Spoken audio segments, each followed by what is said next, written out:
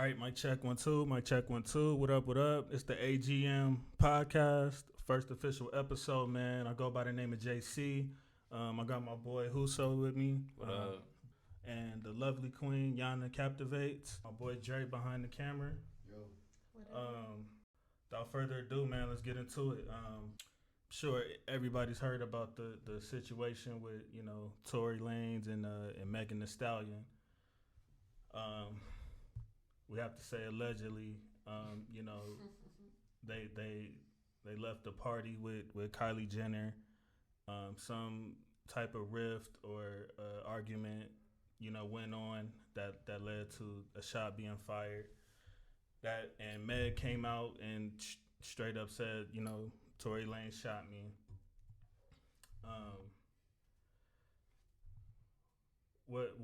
What I want to get at more so than the incident in itself is pretty much the aftermath of it. What I've seen come forth more than anything from the Twitter comments to Facebook, it seems like the moment that it happened, there was a kind of a pause of let's wait till all the facts come out. Let's see what happened. We don't really know these people, but I think there's a larger discussion at hand of just black women not being as protected as they should be. And then, the fact that when he didn't address it for months. And then when he did finally address it, the day that he did address it through an album where he was basically monetizing on her trauma. If you guys aren't familiar with it, he came out with the album Daystar, where he, I guess that was supposed to be his way of addressing the situation. Right. And the day that he dropped that album was also the same day that Breonna Taylor's murders were acquitted. Right. So, Yana, you being a black woman, we'll start with you. So, what is your thoughts on, where you, if you think that it does, correlate to the protection of black women, or you just think it's some celebrity thing? Like, what's your thought process on this? I mean, to an extent, I do feel like it does have a correlation to protecting the black women. We're not taken seriously in the medical field, legally, when it comes to assault or other situations. Like, we're not taken as serious because of certain stigmas that were placed beforehand. I personally believe Meg. Like, it wasn't one of those things where it's like, oh, she's drunk, questioning her haziness, which is still victim shaming. However, I'm human, so sure, I understand that alcohol impairs judgment. However, that didn't seem like that was the case. If it was, regardless, it seems like she had a good handle of what went on in that situation. However, everybody got a side of the story. I can't speak on what went on. Obviously, I wasn't there. However, I do feel like it's being overlooked to an extent that she did her part as a black woman. And not even her part. She's not obligated to do that. She went out of her way to make sure that she protected a black man, knowing that black men are being targeted and black people are being targeted today. She went out of her way to make sure that she did not implicate him as the prime suspect of assault and gun-related violence immediately. She made sure that she got medical help beforehand. Like, people, I've seen different comments like, oh, well, why wouldn't you talk about whoever shot you when you're bleeding in both your feet? And to each his own. But if you feel as passionate as strongly as some people do about the war on black Americans today, then you're going to do what you can to not perpetuate that, which is not straight out of the blue, not out of the blue, but straight out say, oh, a black man who I am involved with, or who is a friend of mine, or whoever the case may be, is the prime suspect in this, because you know that potentially that could result to death, because that's our reality today. Right. I don't think she's wrong in protecting him, quote unquote, saying in that sense. However, I don't feel like the situation's right either.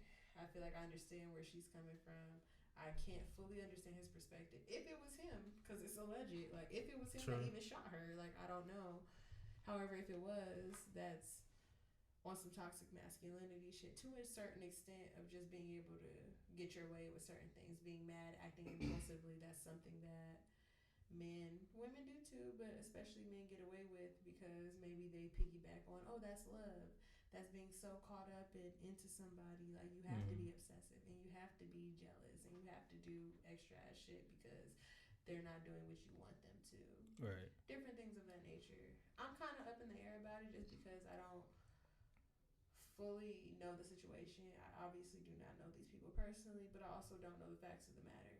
Being into forensics, I like the facts. So yeah, I'd rather see how it develops and go from there. I'm not necessarily, I'll say straight up, I'm not canceling Tory Lanez right off the bat. I'm not listening to any of his newer projects. Yeah. I don't give a damn about what he has to say about the situation because I do feel like she didn't shoot her fucking self. Like, somebody shot her. Whether it's him or anybody else, she's not wrong in the situation. She went above and beyond to make sure that she wasn't implicating anybody else, let alone a black man. Yeah. So I don't knock her. However, I don't cancel him either. There's songs that I like from the past. Whatever, to each his own. I'm not supporting his newest projects, but I don't really have any interest in hearing what he has to say about his narrative, which is biased. Absolutely, I can say that. However, from what I've been seeing from blogs or whatever the case may be, social media, it's like it's not looking like he's trying to paint himself in a better light either. He's not making the situation better for him. And I mean, with accusations like that, how could you, honestly? So yeah, exactly. So I mean, D, where you stand on that? Shit, man. It's a complicated situation for me. Without question, black women are like probably the most unprotected demographic we have in America, if not in the world. Their situation specifically, like between Meg and Tory Lanez, it's weird. Like, just honestly, that's how I look at it. It's just weird. It's just weird. It's a strange situation. It's like I don't even get it. Like, I get that she was shot, but some stories say she ain't get shot. Like, right. Bullet fragments. Some people say it's glass, and then she took a minute to come out to actually say Tory shot me. Right, make a statement. Then people were saying, well, you make a statement right away. You felt that, however. And then, you know, I recognize she felt the type of way because, like, the memes and the internet is ruthless when it comes to your pain and everything like that. So, I don't know. And then with Tory Lanez, I feel like whoever his PR team is guiding him in error. In error, because it's like, bro, you could have just came out and like said your piece 3 months ago. Yeah, when it first happened, like the first thing I would have been like, yo, I ain't shooting. Like, I ain't gonna say who did it. And that's what I've been telling people when I hear them say like, oh, you know, Tory Lanez, he can't say so and so or so and so because his lawyers are probably advising him to.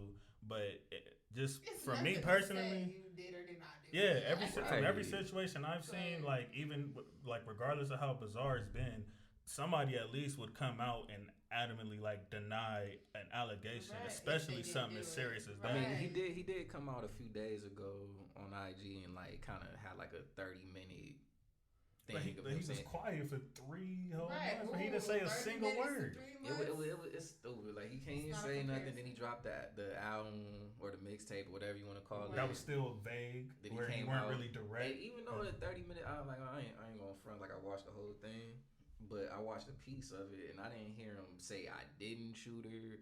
I don't know who got the gun to begin with, but apparently, like, he must have smashed one of her homegirls or something like that, and they was all in the car together talking about it. Beside all that, my thing is, even like, you know, like, let's say that story is true about her or him and her homegirl tussling with a gun. How the hell does a gun get to a point where y'all tussling in the first place? Yeah, that's his security's gun. Why is there a gun out in the first place? There's a lot that's not being said. There is, and based off of what Dorian's saying about like just what they were saying about it, like the way Tory Lanez was approaching it, he's like, well, why wouldn't you say something if you knew who shot you while you was walking away and stuff like that? However, he's not admitting fault.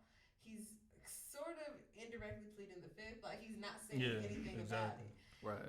But ultimately, it's like we don't know, and he's not making it clear whether or not anybody who's not guilty about something makes it pretty adamant in very logical and reasonable ways. That's true. And logical argumentative ways. And there's too much in the air. It's with not this. them. course, he's talking about he's more so speaking on how her behavior was after the reaction. Well, if it was me, then why didn't she just say it was me? Forget protecting black men or whatever. Yeah. But ultimately, you're not saying whether you did it or not. Exactly. Right. You're more focused around on the bush, and that's not doing anything. But ultimately, to me personally, implicating you to make it seem like you did it more and more. One thing I will say about this situation is, when we were planning doing this episode, I did think I was gonna come on here and just adamantly, just go at Tory. I mean, I still think bro's a pussy, especially if this comes out that he actually did pull the gun out, whip, shooter, whatever. But I did check his live out, there is some things that I've heard, over time, and I didn't think I would get to this place, but I am in a space now where I think the situation may not be as black and white as I originally thought. Because especially when I first heard it, and I mean, if y'all know me, y'all know who I am when it comes to any situation where black women need protection. I'm out there, and I'd rather be wrong going at it first and take that later than to sit there and question her trauma that she just dealt with. You know what I'm saying? Where a man she was dealing with, potentially just, I mean, it's kind of worse than domestic. You know what I'm saying? Because, I mean, if we had Megan Thee Stallion that was dead, how would people be, I don't think there would be as many questions. And, this would probably be another topic later, but, one thing that was really pissing me off is that I felt the backlash that Cardi and Meg got for doing that WAP song was far more adamant than when then the news came out that she was shot. The energy was just, it was so much more from every angle, every race, even our own black women and men. It disgusted me, regardless of what happens with this situation going forth. Just the pure thought that it was a potential that he did indeed shoot her. I felt like there was more adamant energy towards that, and that still don't sit right with my spirit right now. But again, I will say I don't think this is as black and white as I thought it was, and I really don't plan on talking on this too much more until we get more until more comes out. I mean, I'm still on Meg's side, as stands, until further notice. I'm 1,000% with Meg regarding this, especially his insensitivity to it. You know what I mean? For you to play with it I'm going live, and then you release an album, and then and then you doing these music videos where you kind of mocking her. I don't know if y'all seen that, but he got stallions and music videos. I didn't even see that. Yeah, and it's for you to go to that extent, and then again, I don't know if to this day maybe y'all might have heard it. I don't think I've heard him say I didn't shoot her. I haven't heard those. Because that's one of those things that I looked out for. Because I saw bits and pieces of some of his live, and it's but you ain't denying it. It's one of those things. Anybody who doesn't do it denies it adamantly. And it's for the people saying he can't talk because of lawyers, I'm you sure saying a lot, but I didn't do it for somebody who can't talk right now. Even Bill Clinton said I didn't have sexual relations with that woman. Yeah, exactly. And that was a lie. I mean, honestly, I do want to speak on the whole WAP situation with the song, and it's the disgust from people is impeccable. I'm sorry, I'm kind of digressing, but I do want to speak on that because ultimately it's so funny to me as a black female, but as a female, someone who holds a vagina, I think it's very funny that all of a sudden when we talk about our vaginas, it's a problem, but dudes can talk about hitting females, not hitting physically, hitting sexually, or tearing the cat up or whatever the case may be. But when we talk about the power that we hold, even though dudes talk about the power we hold all the time and brag about that or whatever, we can't talk about it. It's disgusting. It's not ladylike. It's immoral. It's not teaching females the right message. Then what is all of rap doing for males since the 80s, 90s, whatever? Let's not talk about Willie D. bro was talking about smacking hoes and all sorts of stuff. Like, you know, like I can give you a few rappers that talk crazy about females and having sex, but it's like people have such a problem with females being sexually empowered, and I find that being someone who has danced, somebody who is free in that sense of not feeling like I need to always censor myself. Absolutely not. Why is it a problem to acknowledge sex appeal? Why is it a problem to acknowledge that this thing, sex, which definitely rules people, men specifically, can give you such and such power? Why is that so frowned upon when every other song that's on the radio, that's in movies, that's in pop culture, whatever that's popularized, that's number ones, all of those, or a majority of them, have to do with sex, demeaning women, talking about their skill sets or lack thereof, or whatever the case may be. But when females talk, I don't know, I think it's just so funny, it's so contradictory. It's the same thing as if a man has sex with a lot of females, he's a man. Course, if a female has sex with a lot of men, she's a slut. We gonna have to talk about that. Yeah, we will, because I'm honestly interested in seeing your perspective, but like I have my own view on it. Yeah, no.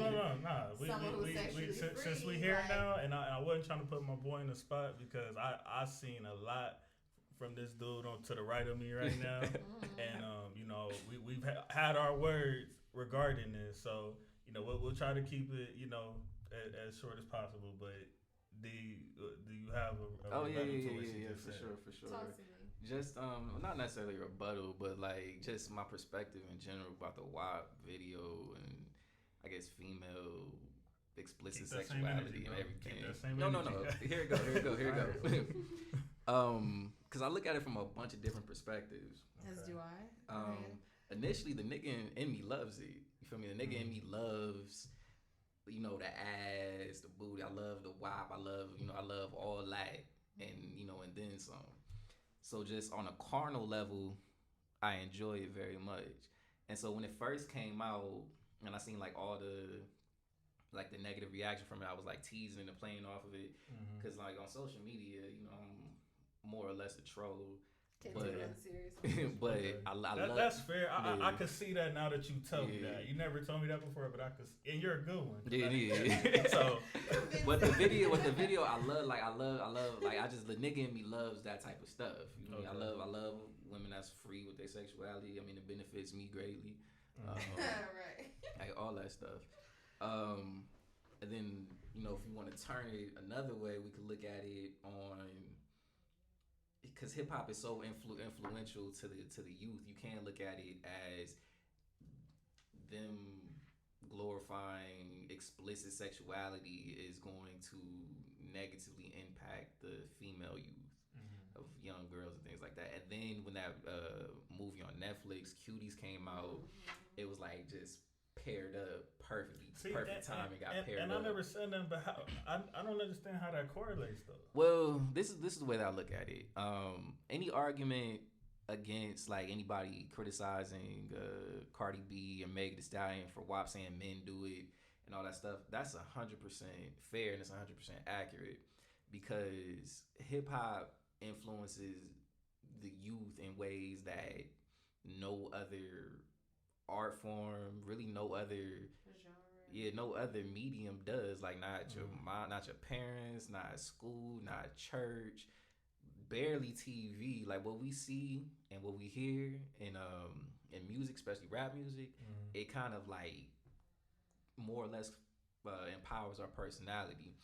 So just me growing up in like South Central LA and looking at like the music that we was listening to and how it kind of like influenced us, our style of dress, how we talked, how we related to one another, how we related to women in our life and everything like that. I saw I won't even say negative, I guess you could say negative impact, but I saw like the undeniable impact it had on us. So now that I'm older and I have like more perspective, and now that women are, I guess, stepping more so into the, what would you call it, like the, I don't know, they stepping more in the center field when it comes to, especially when it comes to rap music, So now I feel sort of like the old man who was like, yo, that's making them kids act a certain way. So if I see like Meg Thee Stallion or Cardi B shaking that, even though I like it, I can't say yo, this is probably going to influence young girls to act like that.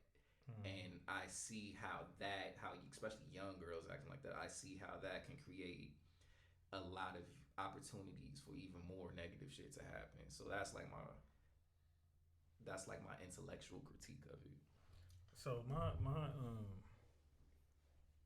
issue with the backlash to WAP, number one, anytime I see that type of backlash and it's two black women on the forefront with that type of power, I automatically, get into my defense mode because of how they're attacked anyway. And I know you, bro. I know like that's not your intent, but just naturally, that's what comes with it. A black woman doing anything positive or negative, if it's taken a certain way, the backlash is always going to be far more than if it was anybody else, including if it was a black male. And regarding what you said about like, you know, men and even you, like men talking about the same thing, to even take it a step further, I think especially in hip hop, the hypocrisy I seen with that, like especially like the older 40, 50-year-old cats, like the hip hop that they came up on, that I came up on, like literally every negative connotation under the sun you can find in hip hop. I don't care what it is, from murder to rape to trafficking to selling dope, whatever it is. Like you can find, and we're probably the only genre that's like that, unless you guys can correct me if I'm wrong. We sell our own dysfunction in rap music for sure. Yeah, so I mean, for us to glorify so much, like if think about our all time hip hop greats, or but also I want to add, I don't know what the big what the I don't really get why it's such a point of outrage, right? But I know it's like a very like a volatile subject, but we've had like female rappers rap about stuff that's even more, which is what I don't get. I feel like part of where the problem lies is that society in itself has this hierarchy for men doing certain things, being able to get away with a lot of things, and women having to be Susie homemaker, having to be, the not provider, but having to be the nurturer, having to be modest in a certain way, or else you're a prostitute essentially, because that's how things happen at some point. And moving forward, it's like I definitely feel like there's a hypocrisy when it comes to it. I think people like Cardi B are also breaking that down right now, because when you got like, I mean, I feel differently than most men do. Like most niggas hate like the City Girls and Sweeties and Cardi B. I think they're actually helping y'all because it's giving y'all more empowerment. You could touch on that because I seen you say you don't feel like it's empowerment. I feel like it's empowerment as far as because like niggas been dogging black women for I don't know how long in every way possible, and I could speak for personal situations I know or public, whatever the case may be.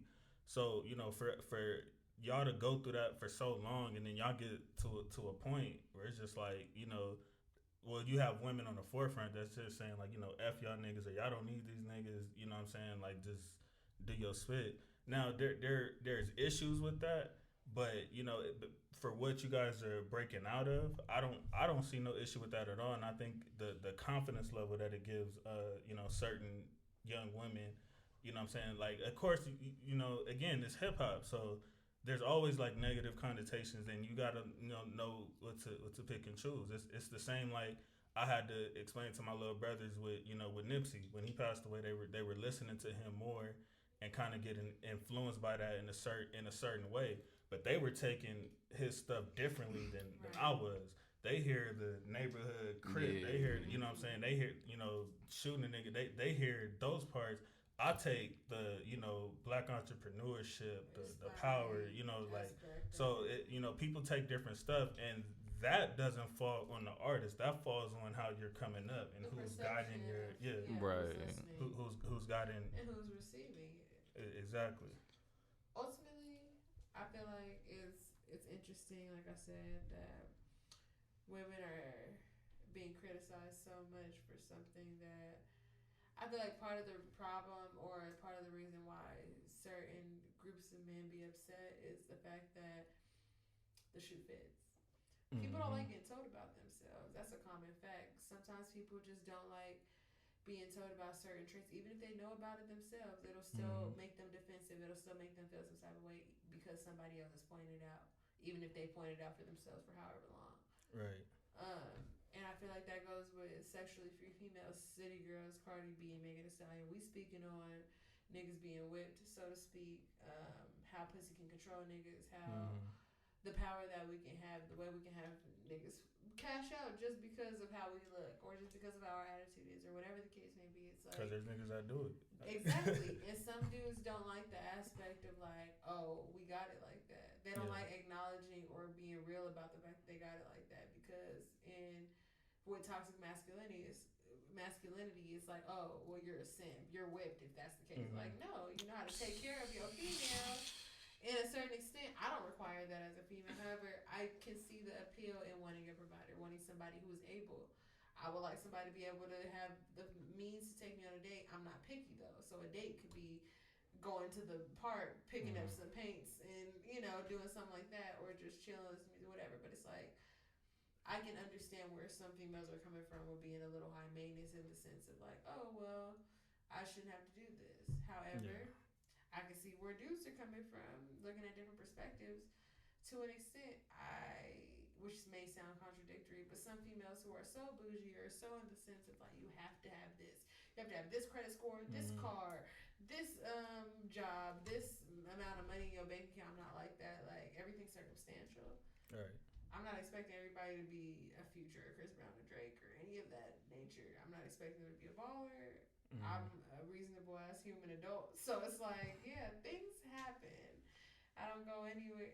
That's just me speaking on me, though. Ultimately, I feel like it's unfair sometimes to dudes and females, but definitely dudes from a female perspective, that they are expected to do so much sometimes, because we're humans just like they are.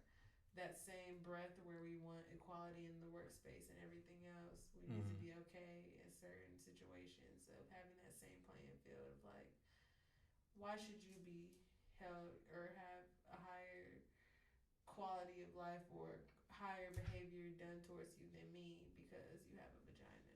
Pros and cons to everything. It's hard because I look at it from a female perspective, being empowered in that sense, but I also look at it from a general objective perspective of like, why should they feel obligated to do something that a female hasn't earned? Have you shown that you're worth that kind of behavior? Right. Or are you just expecting this and being all high and mighty because of what you have been able to get, not showing what you are worthy of getting? That's a disconnect for me. Yeah, and to add to his point, last thing I'll say about the WAP thing of like, we've heard much worse, in the past from women. That was my first thought. If like I don't know why, but for some reason, I happened to see, I follow Megan Thee Stallion, so I happened to see the video probably like 10 minutes after it came out, or hour after it came out, whatever. So I seen it quick, didn't think nothing of it until the reaction. Absolutely. But if I would have seen the reactions first, I would have thought like, I was gonna see tip drill times 10. Right. And the video and the song, like I've even like, no cap, I've seen like certain older dudes say like that's the most like explicit video they've ever seen, explicit lyrics that they You haven't? I have not. I've seen bits and pieces. It's a bunch of It's really not that bad. It's the video's not that bad. Being that explicit or hardcore. Honestly, what made the video go so viral was that Cardi B line. She's like, I don't cook, I don't clean, but let me tell you how I got this ring. Oh, and I think the fact that it's Cardi B. Cardi's like a superstar right now. Because if that was somebody else, I don't think it gets that same. I get you. You know what I'm saying? However, like it's just the fact that it's her right now, and they probably felt, a lot of dudes probably felt this way anyway. So they kind of used her as like the poster child to go at that.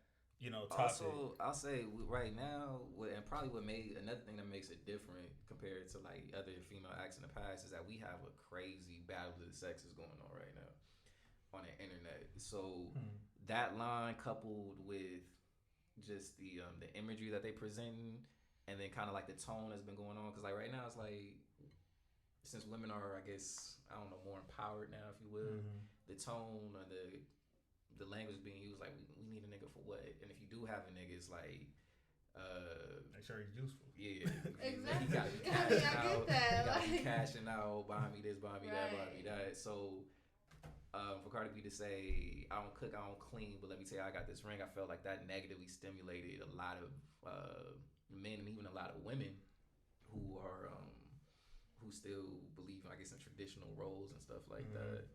And that kind of like just set it off even more so, because it's just like it's pretty much everything that is in social media can like just really poke in the bull. I could see that. Like, yeah, maybe that line did, take it a step further. Because as far as just nasty, explicit lyrics, like, have y'all seen Trina and Kim's career? Like, yeah. No, I remember. I've heard some of their songs since hearing WAP again, and have to be reminded, like, wait a minute, like, and to be fair, Kim did get a lot of backlash, like, but that's fine. But this ain't new. I mean, regardless, it's really not. Rap as a genre is heavily influenced in sex. Male and female, but definitely male. I think about Too Short. Listening to Scar, like that's my shit. But or listening to Hoochie Mama, 2 Live Crew. I listened to that song and was like, ooh, this is high key problematic. I'm like, look what Uncle they're openly doing. Let's call a spade a spade. They're openly talking about inconsensual sex, like just being like, well, fucking, you need to pop that pussy, this is and that, whatever. It's like when I listen to it, I'm like, ooh, I can see the problematic aspects in this song. Right. However, I don't necessarily, it's not triggering for me. It's not, something that offends me in any way. However, when it comes to WAP and hearing what you're saying, I don't feel like that's a line. I do know that that's a line that sticks out. But I feel like between that and having platforms like TikTok, where it's like a dance is made off of everything. That's where not only competition comes in, but also where going viral comes in. Because it's like there's the WAP challenge or whatever. That's for a certain part of the song. That's not for all the song. That's not for different parts of the song. That's for a certain part of the song. It does have that lyric in it, I believe, if I'm not mistaken. But whatever the case may be, it's like this isn't new. Men can talk about it all day. I seen this one TikTok where a girl went through, and it was like a minute, maybe, if that. She went through at least 10 to 15 different songs in less than 10 seconds of it, where it's like clips of something talking about objectifying a woman, having sex with a woman, her head game, her vagina game, her, how she can throw it back, how she can dance, how she can shake ass, all of that. But it's not a problem. That's on the radio. That's, mainstream. That's on the top 10. But I feel like people be uncomfortable the same way that, in a sense, think about with movies. The same double standard is flipped, where it's like females can be portrayed with a vagina showing, they tits showing, ass showing, all that. Dudes, you might get some ass action, which is cool, to each his own. However, you hardly ever will see somebody full nudity from a male, is what I'm saying. Right, yeah, that's factual. But that also goes back to shit. Goes back to fucking 1400s, 1500s. The male gaze is real. How females are depicted. How we have a certain image to present. How we have certain traits that... Same with the European standard of beauty. There's a certain type of woman or ideal of how a woman looks that are traits that make them ideal for a man, or generally the most beautiful woman in the world, or the fact that they can even have lists like that. Right. They have certain qualities. For white women, it may be smaller asses, perky tits, whatever. For black women, it's thick hips, big titties, big ass, fat pussy, all that. Like, being real. Like, let's call a spade a spade. That's what it is. But it's like, when females talk about it, Miss Mulatto, or Megan Thee Stallion, Ruby Rose, all them, they got a problem with it. But I feel like part of it is denial. Like, you mad because you don't want to admit that. You want to bump the fact that this female is talking about bouncing on long dick. Which I understand, sure. But it shouldn't be that big of a deal when you guys have no problem talking about hitting a female, passing her to the bro, and then some more stuff. Like, why we gotta feel problematic by even talking about dancing and stripping? Why is that so much of a big deal when females are getting paid to get looked at? Not touched, not having sex, literally looked at. Maybe a little dancing, but ultimately, that's something that, being a black woman, being somebody who has danced, like, that's something I've encountered. Where so I hit a little more close to home. Absolutely, in that sense where it's like, I'm sexually free. I'm not I'm not gonna call people who aren't so open to talk about sex life or whatever a prude, but however, outside of that, I am not a prude. I'm very open about my sexuality, about what I do, what I'm willing to not do. I'm very clear about things like that. I dance. Right. I'm open about that. Absolutely. Why would I be ashamed of being paid for being looked at? Not touched, not being danced on. I was going to the bars, hanging out with friends, partying every week, couple times a week. But I'm getting molested by dudes I may have encountered before, or people who are just wild and drunk. I'm getting paid to get looked at, not touched. They will get kicked out if they lay one finger on me. Right. Why is that such a stigma? That's something I eventually do want to get into because I think that's so curious. Definitely. Like, sorry, I'm getting super off topic. Good, man. Let's hit this next segue. So, your boy Ice Cube. Yeah. You know, he been an interesting week or two for somebody the black community is held in such a high regard, who I thought would never be in no conversation like what I've been hearing lately, which is basically, you know, should we be canceling Ice Cube because he had a quote unquote meeting with Trump, even though it wasn't actually Ice Cube, if I'm not mistaken. I believe it was people from his team, and he was presenting the Platinum Plan, something that him and a bunch of other, you know, black scholars put together with him, including Dr. Boyce Watkins, I believe. Right. So, you know, people heard Ice Cube, people heard Trump, and they, you know, Twitter, of course, Black Twitter to be specific, you know, went through the roof. D, I've seen how adamant you were. I actually think I seen about it first. It might have been through you, or you probably were the first one that I seen that was like y'all niggas trying to cancel Ice Cube or something like that. So I'll go ahead and let you you know, start on that, man. Where do you stand on you know, Cube meeting with Trump, the specifics of what you may know, and how do you feel about from cancel culture? From my understanding, just from listening to Ice Cube, and I'm not like super knowledgeable of the whole entire situation, but from my understanding is shortly after George Floyd died, that inspired Ice Cube to come up with a plan for black people, specifically. Okay. So he was looking at whatever plan that the Democrats had for black people, whatever plan the Republicans had for black people, and he didn't see anything that satisfied him. So he came together with some scholars and just people in the know and created a plan specifically for black people. He presented it. I believe he said the Democrats and the Republicans reached out to him about it, but the Republicans, but in this case, I guess the Trump administration, they were the first ones to say, all right, we'll try to implement some of this. What he said was that the Democrats told him like they'll deal with him after the election. Exactly. And Trump was willing to deal with him. Right. So based off of that, anything connected with Trump is automatically racist. Like anything, any type of black person that shows. And I'm talking about the stigma. Like, the stigma. I'm not saying that he's racist. I don't really care. I feel like Joe Biden is just as, if not more, racist. But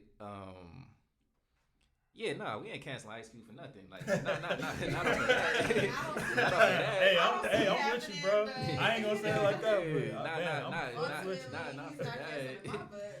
After that, I don't think that was enough. If there was ever a situation where I was gonna be like, bro, we are not messing with you. I would say that wasn't enough. My only criticism, he's done too much. Yeah, like to this point, to write him off. He wrote the song "Fuck the Police." Like, my only criticism of Ice Cube, if anything, and I'm not in any position to criticize Ice Cube, but if anything, is to think that we can get what we need as black people by appealing to the Democrats or the Republicans when, you know, we have literal centuries of patterns and behavior and proof that they don't fuck with us in the long run. They fuck with us as a means to an end to get what they want. But when it comes to actually creating policies that benefit us in the long run, they just won't do it. So for him to think that simply coming up with a plan and presenting it was going to make them, you know, have like a light bulb moment, like, oh yeah, you're right, we need like that. I don't think that. So it is unfortunate that him doing that. I feel like even though it came from a good place, he actually and really he became a pawn for the Trump administration. That's what it appears. And it's just created a whole bunch of confusion amongst the black people. But I feel like it's a lot of sensationalism going around on social media.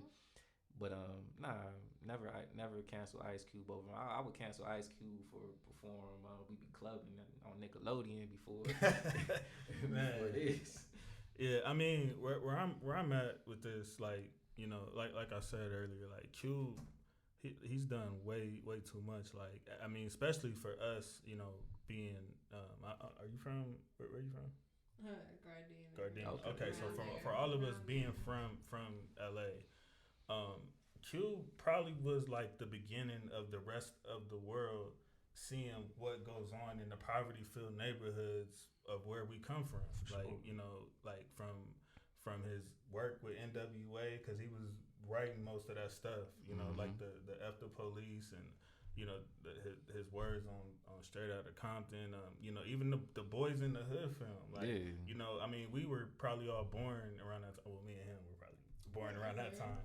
But, you know, from the impact I've seen from it, that Boys in the Hood was like the moment where, like, you know, non-black America took a look and was like, damn, like that's what y'all dealing with. Yeah, facts. You know, and Cube was a huge, you know, part of that. You know, not to mention him speaking out the way he has, you know, the like following decades later, like, you know, Cube is he's been on the front line. So, you know, and even though I do feel like he's not, you know, I don't know, maybe it comes with age, or, you know, it does seem like he's not as articulate as he used to be, and I see a lot of black people kind of coming at him for, you know, for that as well. I'm not really gonna go in him about that, you know. I mean, I honestly think Cube was at a place where, like, look, I said what I said, it's out there, you feel me? Like, I ain't got nothing else to prove, you feel me? I'm doing this, and, you know, y'all can take what y'all take from it. Anybody who knows Ice Cube by now, after 20-some years in the game, you should know by now, like, he ain't folding for no popular opinion, like, period.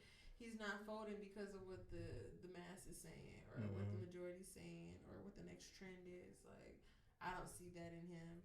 However, I did see some video explaining his viewpoint on it, and ultimately, from what I understand and remember, like, it seems like he was just using an avenue that he knows he kind of needed to get the recognition for a project he wanted to pursue. Right. Some things you can't do without certain people, despite how awful, idiotic, ignorant, racist they are. Some things you can't do without certain people who are in certain powers, and he did just that. You gotta work your way within. He's too real to, I feel, from what I saw his interview responding to that, I didn't see it being malicious or him being a Trump supporter. Yeah, exactly. I saw him using an avenue that he knows he has to use in order to make it to the goals that he has planned, which is starting up certain programs, getting certain funding, getting acknowledgement in certain different things that he wants to do. Right. Sometimes you have to go down the road that you don't want to travel because we won't always get all the exposure through our avenues, which is true. Yeah, so to kind of, you know, piggyback off of what you were saying, like, you know, you don't think him being, like, malicious or anything. That's kind of where I stand with it. Like, anybody that knows me, I'm big on intent more than anything else. Like, you know, as long as he didn't have, like, I don't see Cube as trying to be foul towards the black community, or, you know, and even with Trump, like, I'm not no Trump fan by any means, but there's a lot of black people who, or even, you know, non-black people who think, like, just because you hate Trump, you automatically, like, on the right side of history. Like, Trump is just like, you know, like, where white people can, you know, come to black people and be like, oh, well, like, I hate Trump too. Like, it's kind of like when Obama was president, they thought, like, oh, just because they like Obama, like, automatically, you know what I'm saying, you understand where, you know, where we're going. Right, so that, I mean, that's kind of where I stand with that. Like, you know, Cube hasn't done anywhere near enough for me to, you know, and I mean, how y'all feel about cancel culture in general? Y'all think it's getting to a point where it's just like, y'all getting ridiculous now. Yeah. Right. I definitely think it's too sensitive. I feel like people are just trying to find very petty things and miscellaneous things to be upset about when there's bigger issues at hand. They're choosing to be distracted. Or old from clips. A different time. What's the point in being mad at some tweets from 5 years ago when they was irrelevant? not famous, Right. not doing what they doing now, Exactly. 17 years old. Like, what difference does that make when that's not who they are today? Like, Right. I feel like half the time when scandals like, oh, old tweets or something, like, people are fishing. People are often fishing That's to exactly see what a they're black doing. person, especially, be taken down from some controversial comment made when they were trolling back when they were before Right. they were even 20 years old. Like, what Right, exactly. kind of sense does that Some make? because of how, and then you gotta think about how much different you are. I've had times like Exactly, you I've been growing looking a at year to Facebook 5 memories. years. I've been grown the whole Like, time that I've had Facebook, and I'll be looking at some memories from 7-8 years ago where I was like, Right. nigga, what? same. Like, I what the often hell is delete this? stuff. I see stuff from 7 years. I'll be like, delete. All right, thanks for Man. reminding me. Man. Let's wipe that off the record because that's stuff is petty. Like, why even? You grow it, Especially since in the beginning, social media was on different stuff. Social media was just for entertainment in the beginning. Mm-hmm. Just entertainment This and so networking. is. Literally, that's it. It wasn't for politics. Finding it wasn't old for. friends. Yeah. It wasn't for expressing opinions. You know, major Mhm. opinions. It was just for literal connecting with people that from the past or current and just entertainment. Literally.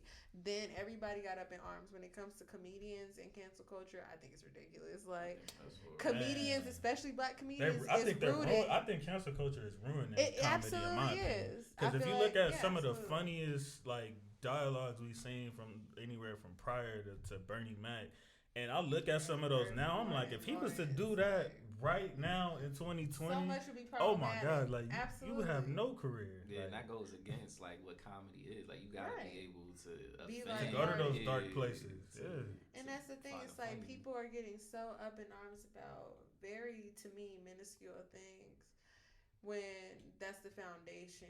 The foundation of it all is satire, talking Mhm. about what's going on in the real world and Right. how ridiculous it is or how extreme it can be or how it's being exaggerated in different ways and taken out of context or Mhm. blown out of proportion. When in Right. reality, it's not that deep. Half the things that people are upset about are not that deep. Just Hilarious getting canceled for saying certain things. You're a comedian known for talking about controversial stuff, being funny, talking about stuff that people wouldn't usually be comfortable with laughing at on their own because they feel guilty about. Right. I'm the type I laugh at everything, preferably tragedy, because I just think we're too sensitive when it comes to certain topics. Yeah. Americans, society, we're too sensitive around death. Personally, like that's a part of life. Why are we acting like we can't celebrate Yeah, the fact that their existence? We too dwelled on the fact that it ended as opposed to the fact that it happened. It's just But that can go with a goofy. lot. Like I feel like it's really people who don't have much of a life to start with, are spending way too much time and Invested energy. in celebrities. Yeah, period. investing in celebrities because like Why are you so pressed about somebody talking Yeah. about something one that doesn't apply to you, which is Mhm. even funnier every time? Like, wait, but what they're talking about and joking about doesn't apply to you, so why are you mad? Second of all, why are you so sensitive about it when they're just speaking on something that may be talked about regardless? Stereotypes, for example. and then cancel in and of itself is like what does Right. that how you cancel? What does that mean? How you Right. cancel a Oh, person? you canceled them. Like how? It's like, I think I've yet to see like other than like the serious situations like a Bill Cosby. Like Yeah, I've, Sure. I've yet to Canceled. see somebody Right. like successfully be canceled when they Right. start yelling, "Oh, so and so's canceled." Absolutely. And also another thing, one of the last things I'll say about this, I think with cancel culture, I think sometimes when we get enraged about certain stuff that these people say, we should be using them as teachable moments, especially when it comes to our people. We should have more like leniency, Right. Like, and I know I go hard on some of them sometimes too, and I get upset and enraged, especially when it's regarding black women. And I'll give an example, like I don't know if y'all remember the B. Simone situation when her book. No, not even the book. Oh. It was when the protests and stuff were going on. That actually, I think, came in the aftermath because of what I'm about to get into right now. When she said, when the protests were going on for George Floyd, and everybody was kind of like looking in the mirror and seeing where they were at, from the big brands to just like taking a look in the mirror and saying like okay, like there's gonna be the right side of history, wrong side of history, like which way you going. And during that time, it was very sensitive, like as you talked about. And B. Simone ended up making a comment, like, about like her not going to protest because, she doesn't want to be looked at as like an angry black woman. And a lot of people took issue with that, including, myself included. And the issue with that is like, you all on wilding out talking about sucking dick here and, and literally being known for being like a loud mouth, black woman, which a lot of people take issue with, of that being a stereotype. I'm not one of those people, but your career is literally based on that. But when it's time to really, stand and, speak on something that actually, affects us moving forth, then now all of a sudden, like, oh, I don't want to be the angry black woman. But I don't, a lot of people were saying cancel B Simone. I felt like, I don't think that's nothing she can't come back from. Like, use that as a teachable moment. And you reap what you sow anyway. Like, then the situation that you just talked about came up where they found out she was plagiarizing, most of her material from the book that she put out. So, it'll come back around anyway. But, that's where I stand with that. Like, I just think, when it comes to us, I think we should be more, willing to have it be a teachable moment. And actually, speaking of that, those sort of people, we don't talk about your boy, Kanye. Okay. I love Kanye. Somebody who I would effing cancel if I could, like 1,000%. I would definitely cancel this nigga if it was possible. So we'll start with this. How do y'all feel about him being a presidential candidate? Do y'all take it seriously? That's scary to me. I love Kanye West, and I feel like he has a very innovative mind, but his thoughts and his ideas, I don't see like an anchor in there. Like, it's like he talks at length. Like I said, I just watched him on the Joe Rogan podcast, and he has a lot of great thoughts, but it's like he just goes off, and I'm not comfortable with somebody like that being the leader of America. I'm not really comfortable with anybody being a leader of America that's been a leader of America so far. But do you take this candidacy seriously? Do you think he really? I take it serious. I take it serious because I think he could actually, if he actually put the money up and got some of the right people on the team, I feel like he could actually win. Obviously not this year. You're saying next in 2024 or something like that. Because we look at what's the difference between Kanye and Donald Trump? Essentially, they're both entertainers. They both successful businessmen with little to no political. That is not experience. A good comparison. No. I'm saying just all No, but realistically, if we strip them down. Their descent. He's a black Donald Trump. Not saying like their social views or even like their political views or anything like that. But I'm saying like they're both enentertainers. I don't even see that far apart though. Yeah, I really don't at this point, based on what I've seen and heard. And they're both they have very strong egos, like extremely big egos. That goes without saying. So I feel like Kanye, whether or not we take him serious, it has to be his run for presidency, especially if he takes himself serious, it has to be taken serious. It's like he could potentially become president. If Donald Trump became president, he set the bar so low, like literally, like we wouldn't be surprised who we see. Donald Trump is literally a reality TV star. Grade A celebrity. Yeah, he's a reality TV star. If that's possible, it's apparently not a successful businessman. Right? No, he's not. He's had many businesses fail and fall through or be shams or whatever. President. I'm sorry, but just some of the things, like I give the probably the number one thing, because like when Kanye was first going off and saying a lot of the stuff that he's been saying, I was always on the side of like, this nigga's just a troll. Like he gonna say whatever that's gonna cause shock value and get your attention. Dude. And I think he was at a point to where it's like it ain't much we can really get surprised at Kanye about. But the cold thing is like Kanye is somebody that my black empowerment and me learning about my people, me learning about myself. Kanye has been a bit instrumental in that. I've learned a lot from listening to a lot of his early projects. So fast forward to when he did that TMZ interview and went on there and said slavery was a choice. I do think that was a shock value moment, but your disrespect went so far. I don't think that was something that'll ever sit right with my spirit to where I think you're like genuinely for us. I think once you said that, whether you meant it or not, like at bare minimum, it shows me that you don't care about anybody but Kanye. I don't think you really do care about that's a whole stereotype, us as a people. Like that's a meme, a stereotype, a known thing. Like nobody loves Kanye more than Kanye. Yeah. You know, ultimately, and that was before his breakdowns and everything. Ultimately, I do want to speak on the fact that mental health is important in the Black community and in general. Mm-hmm. Bro suffers from bipolar openly, whether diagnosed or whether taking meds or not taking meds.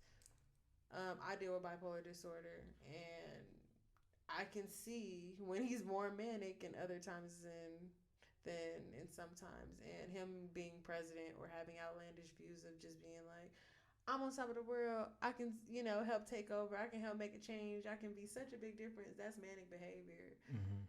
And that's only temporary. I feel like he would be an awful candidate just in the sense of if you're not even taking meds consistently. I'm not saying that's a cure-all by any means. However, if it helps stabilize chemicals that are going on in your brain that are not stabilized, then it helps. But a person who is suffering from bipolar disorder without regulation from meds or any other therapy or therapeutic solution, they are way more temperamental. They are way more at risk at making irrational decisions at some times as opposed to other times. They are at risk of feeling a little more paranoid. Bipolar disorder comes with a lot, and it depends on the degree of what you have, but I can't speak on the degree of what he has, but it's obvious that he has it, and that in times where he's had his breakdowns. Britney Spears, for example, her shaving her head, losing custody of her kids, that was because of bipolar disorder. That was a manic episode. That was a episode that was public. People have episodes that get real severe, whether it's for me punching myself in the face at some point at my lowest point, or driving erratically, or doing something crazy with your kids, or shaving your head and then stripping down the boardwalk. Whatever it may be, it's like things like that come up. Somebody who is not stable in their chemicals and behavior technically should not be the leader of a free world who is one of the biggest superpowers on this globe. Can you be president if you certifiably? I mean, we just talked about how low the bar is when it comes to presidency. We had a reality star say he was finna be president. I took that as a joke. Everybody took Donald Trump as a joke. I still to this day don't think that has set in with me that this nigga's the president. When he announced it, because we've heard celebrities make jokes like that. Right. I remember Lindsay Lohan for no reason was like, I'm running for president. I've heard that all my life, but when I start really seeing him go to rallies and then I'll look up and I'm like, wait a minute, is this nigga serious? And then I see people actually supporting him and wanting to vote for him, and then election day is coming. I'm like, wait a minute, whoa, this nigga, and then he wins, and I'm just in shock with my jaw to the floor, whoa, he'd be an excellent cult leader. No, he for sure is a cult leader. Thank you. I wasn't trying to be so abrupt, but not to the T. He's not like Jim Jones or nothing. Jesus but to get back on the map. Think about it. He fell off for a minute, just doing features here and there, maybe album here and there. Bro came back in the light by selling Jesus, taking this extreme route of his phenomena on existing and other things related to the Black community and etc. But it's initially when he came out with the gospel album and all that, that's selling religion that is popular, that can be effective, can be uplifting, can be empowering for a specific type of group of people, which are a lot of religious Black people. If you're targeting gospel music, for example, I feel like not only is he sort of a Black equivalent of Trump to an extent, but I feel like anybody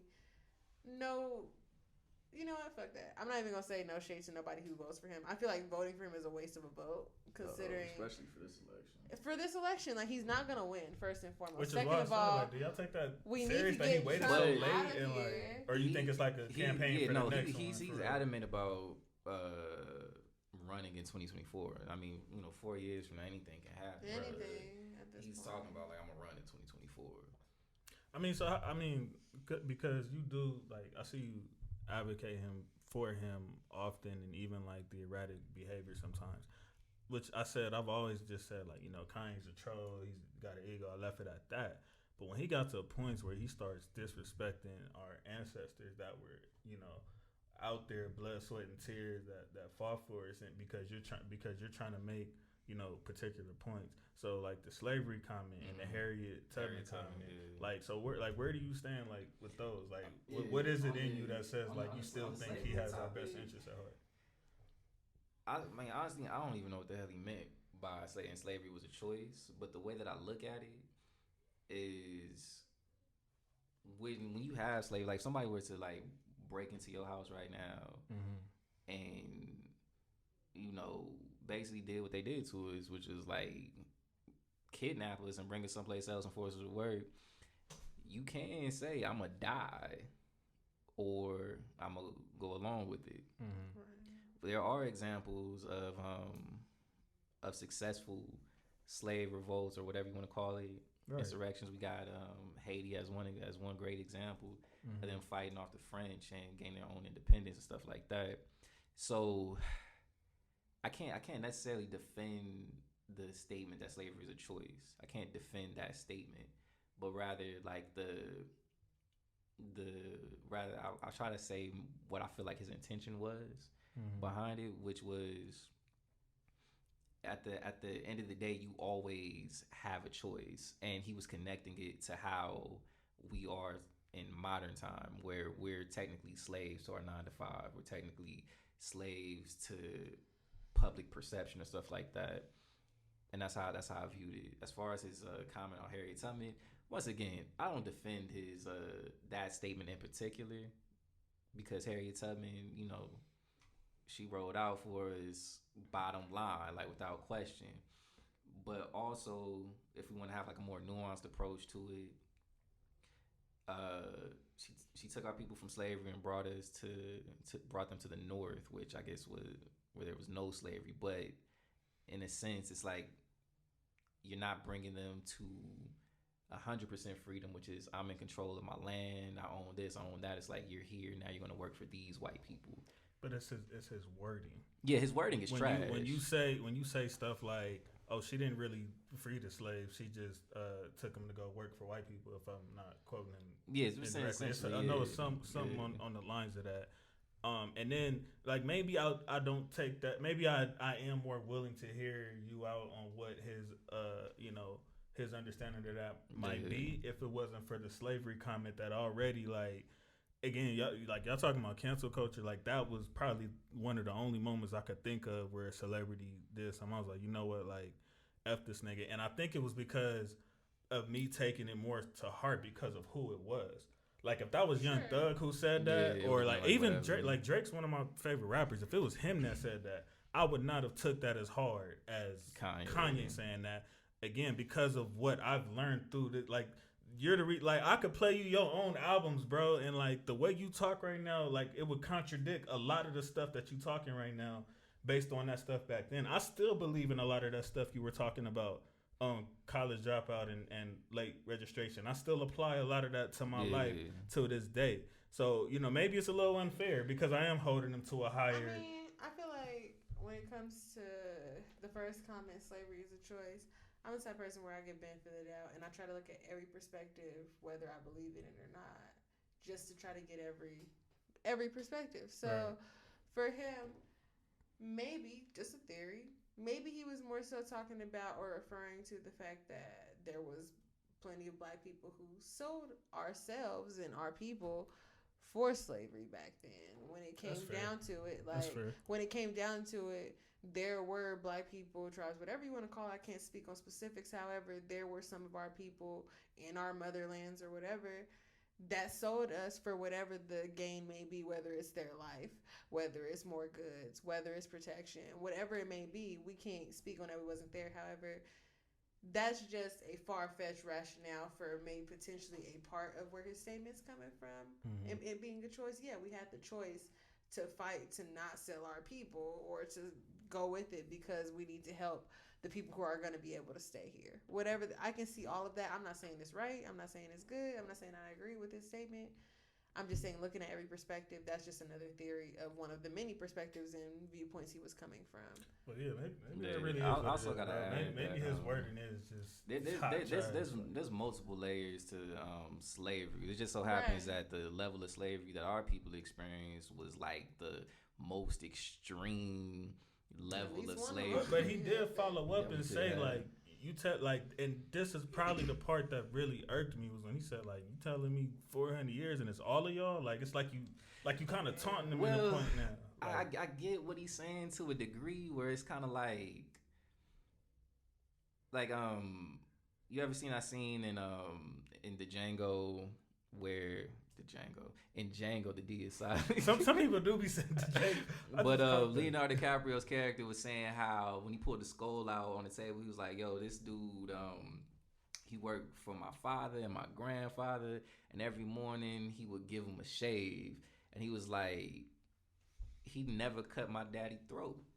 And he's like, had I been there, I would have cut his throat. And it wouldn't have took you know how many years to do it. So it is that concept of like, once you, and I guess he's not really giving credit to the fact that once people become institutionalized, the choice low-key disappears because it's like, this is what life is. So if I was if my great grandfather was a slave, and that's all we knew, and that's all I've ever known my whole life, the concept of me fighting white people to gain freedom for all my people, when probably and they're far more armed than we are. Yeah, probably majority of my people was like, nigga, you tripping. Like, you better sit your ass right here and not do nothing. Right. But like, it's not available. But we still got Nat Turner. We still had Harriet Tubman.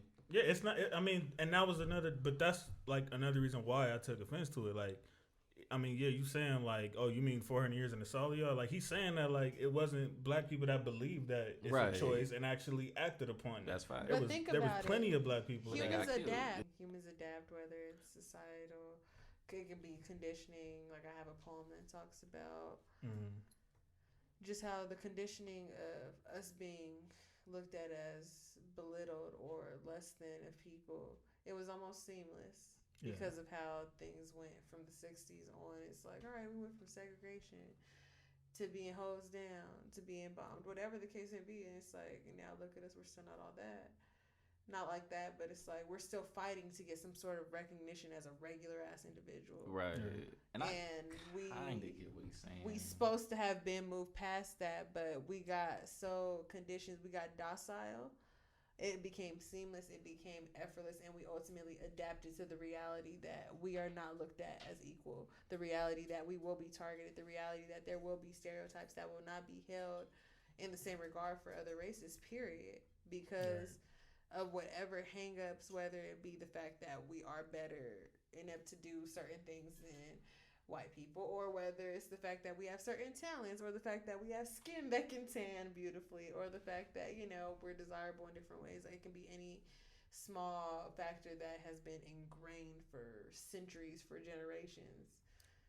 Well, I mean, let me ask y'all this. Is not going to jail, but is being in jail a choice? Is being in jail a choice? Is being in jail a choice?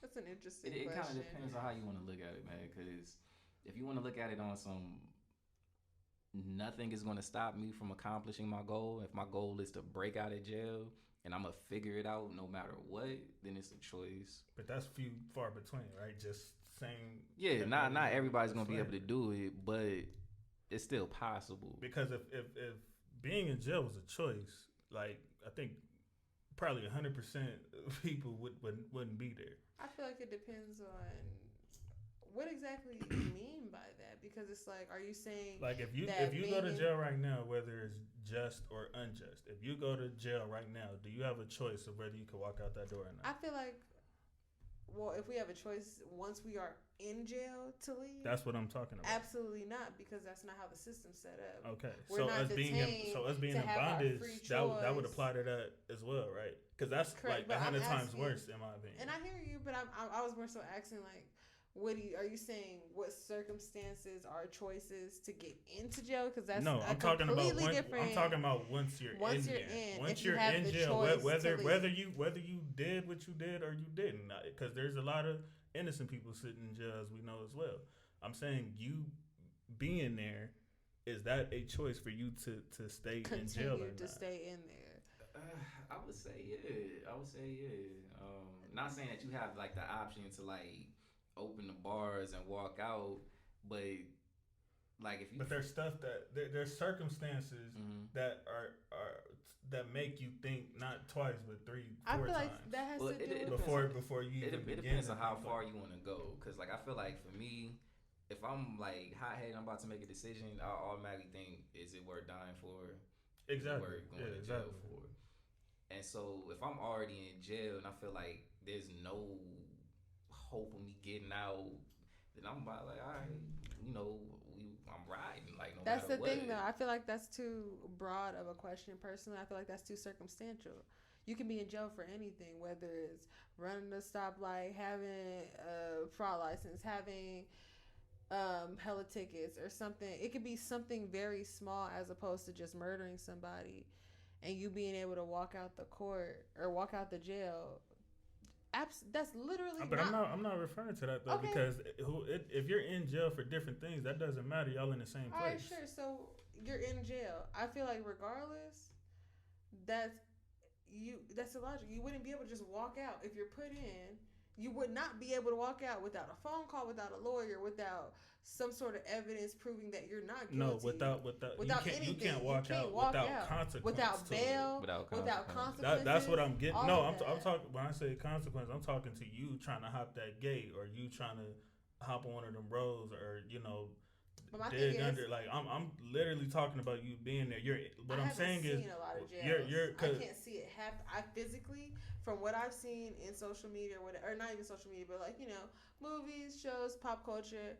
I have not seen a jail personally. From what I know about being in a jail cell in holding with other inmates or individuals who are also in holding, that small ass window and that little ass toilet in the corner, you have literally no way except for that main door to get out. So I don't even see it being an option to try to escape from a small holding cell. That's what I'm hearing you say when you say jail.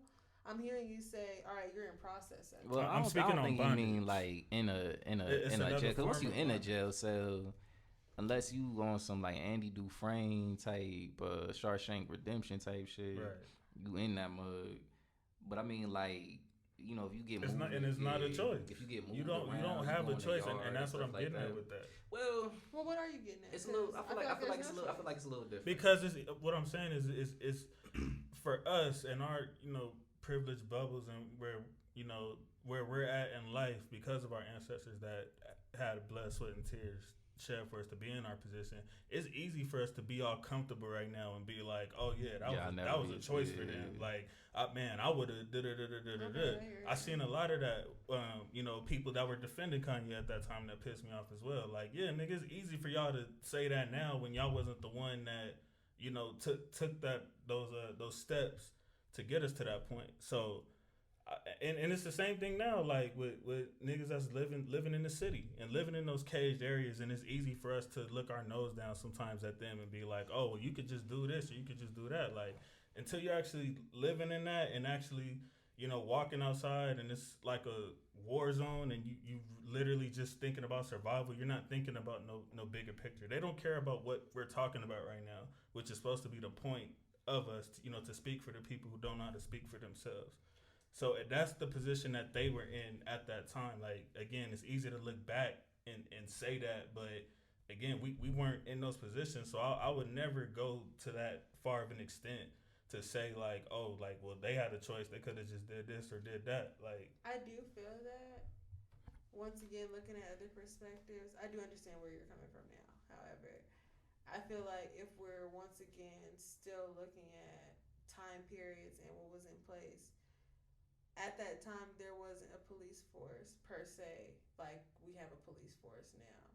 There wasn't and granted there could have been in some way. I'm not too well versed on history to say that it's fact that they did or did not have it. Mm-hmm. However, they probably had their own version of it because that's just kind of how humans in power works. We need people to lead or enforce certain characteristics or habits you want for the society or town at hand.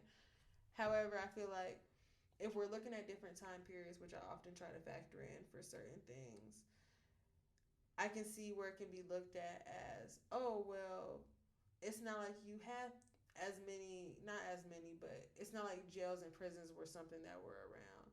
So at that time, it would take everybody who's trying to be enslaved or whatever to revolt or kill or be aggressive and just everybody act at once. I can see where that is coming from. I think it all just goes back, and I feel like this is what he was trying to get into.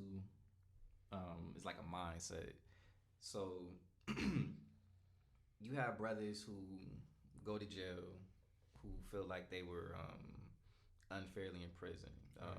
50 Cent got like a show about a brother who like went to jail and like ended up suing the police officer and the lawyer, and all that stuff. Yeah, I've seen that. So, and this is how I problem solve. It's like when there's not really a problem. It's only like a way. It's only an opportunity to show that you can problem solve.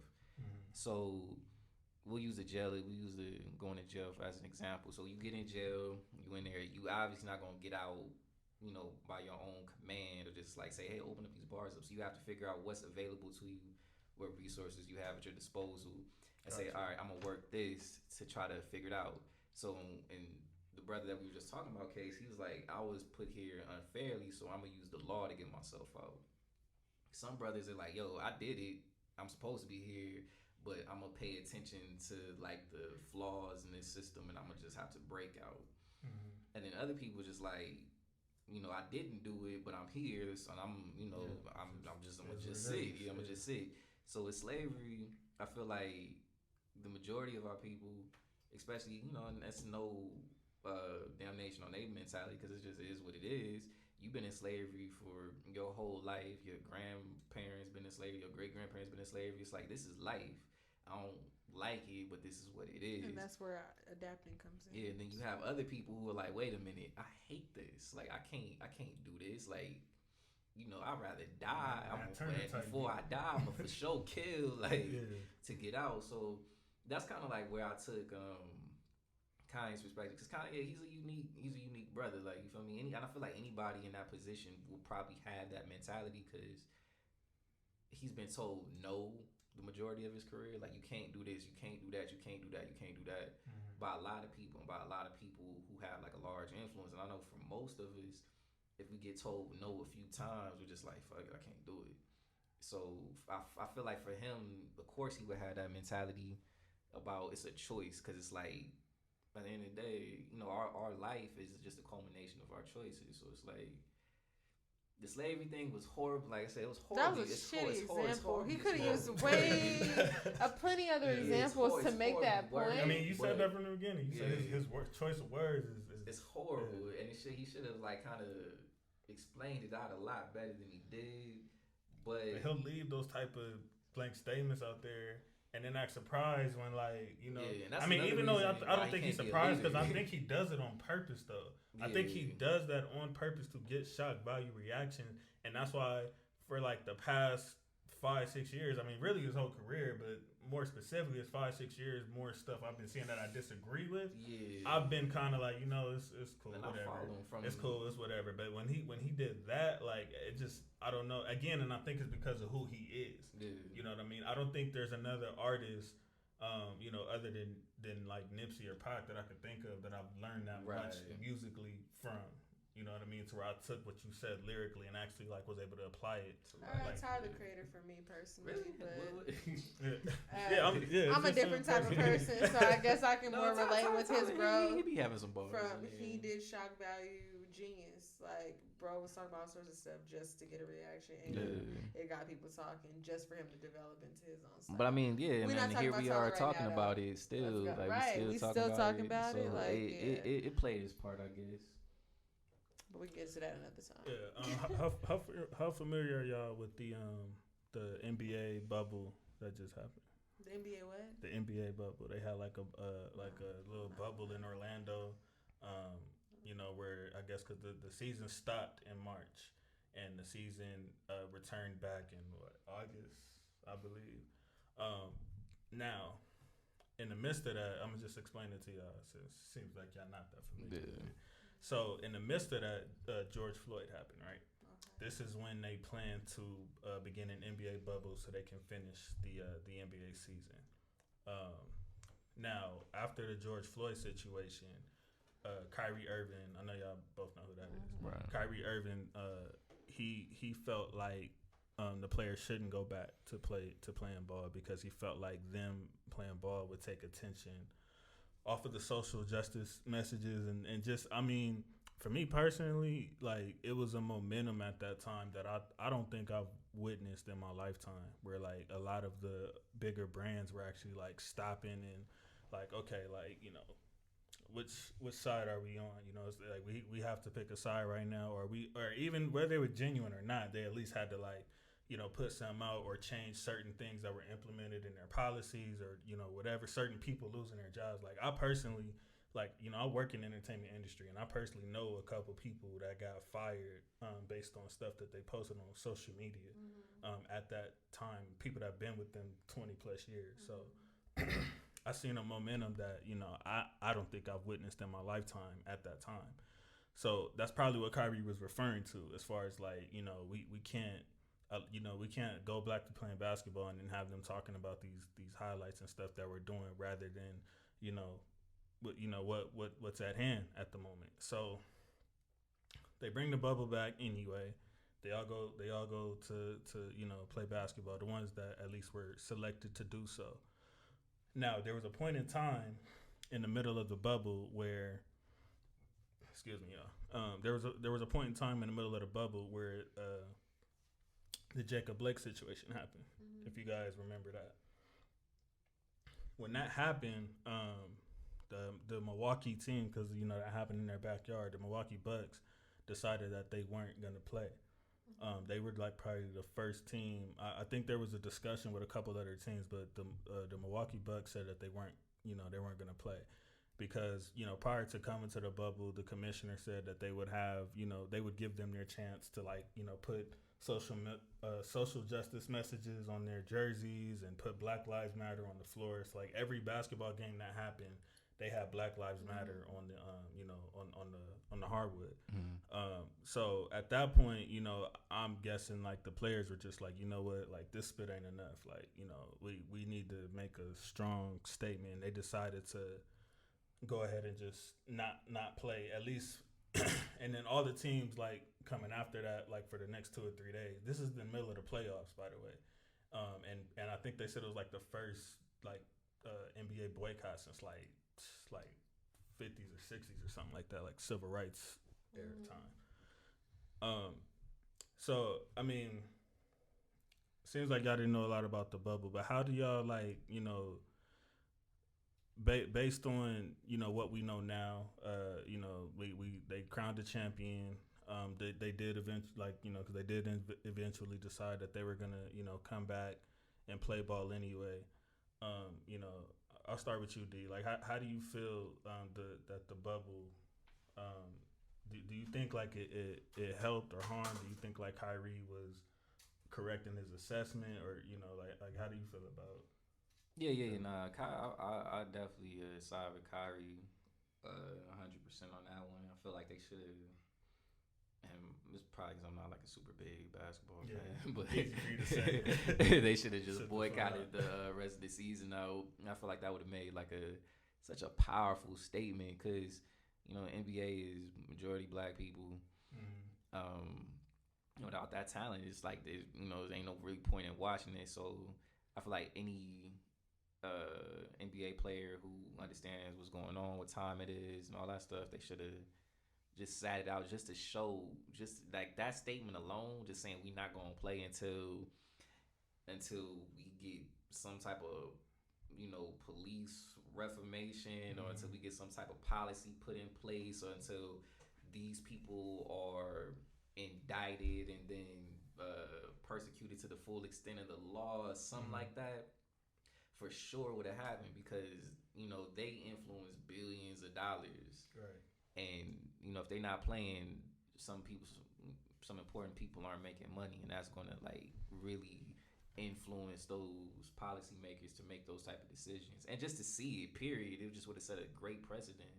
I also think that I actually was glad that they came back and then the Jacob Blake situation happened, because I think it was better that they started playing and got people talking and then pulled away for that split second to where it was like, nah, like, we need this addressed. We need to bring attention. I think it brought more attention them doing it that way than if they were to just never go at all, because it's like you got something that's working in the midst of the craziest thing we probably ever dealt with, the COVID.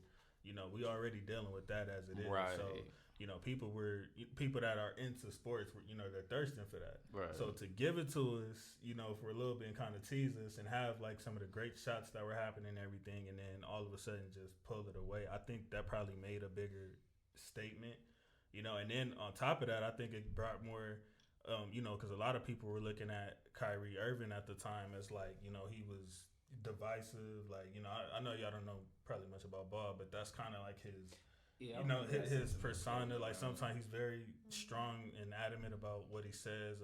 He kind of wears his heart on his sleeve, when it comes to teammates and stuff. So, at the time it was easy for people to just be like, you just being a disruption. You're just being divisive. Like you don't really have like, people were like kind of questioning his genuineness when it came to it. And then when the boycott happened for those 2 or 3 days, it kind of made everybody go like, oh, y'all owe this nigga an apology. Like, you know what I mean? He told y'all this, 3 months ago, and y'all was clowning him, y'all was going at him, y'all, you know what I'm saying? And now all of a sudden everybody's behind the players deciding to, kind of protest and boycott at that moment.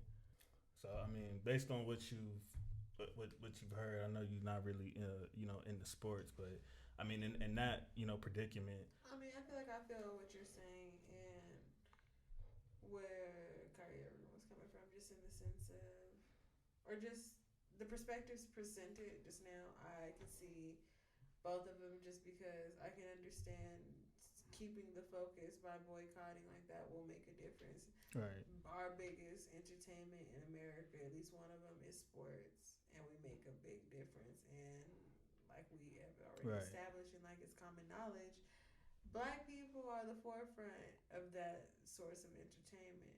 Right. If we make it clear by boycotting and slowing down our use of, appeasing them, which is other demographics, white people specifically, then we can make it clear that we're serious about what we're looking for. However, I can see your perspective at the same time of, oh, let's give them a little bit just to remind them that we're serious about what we're talking about. That's real.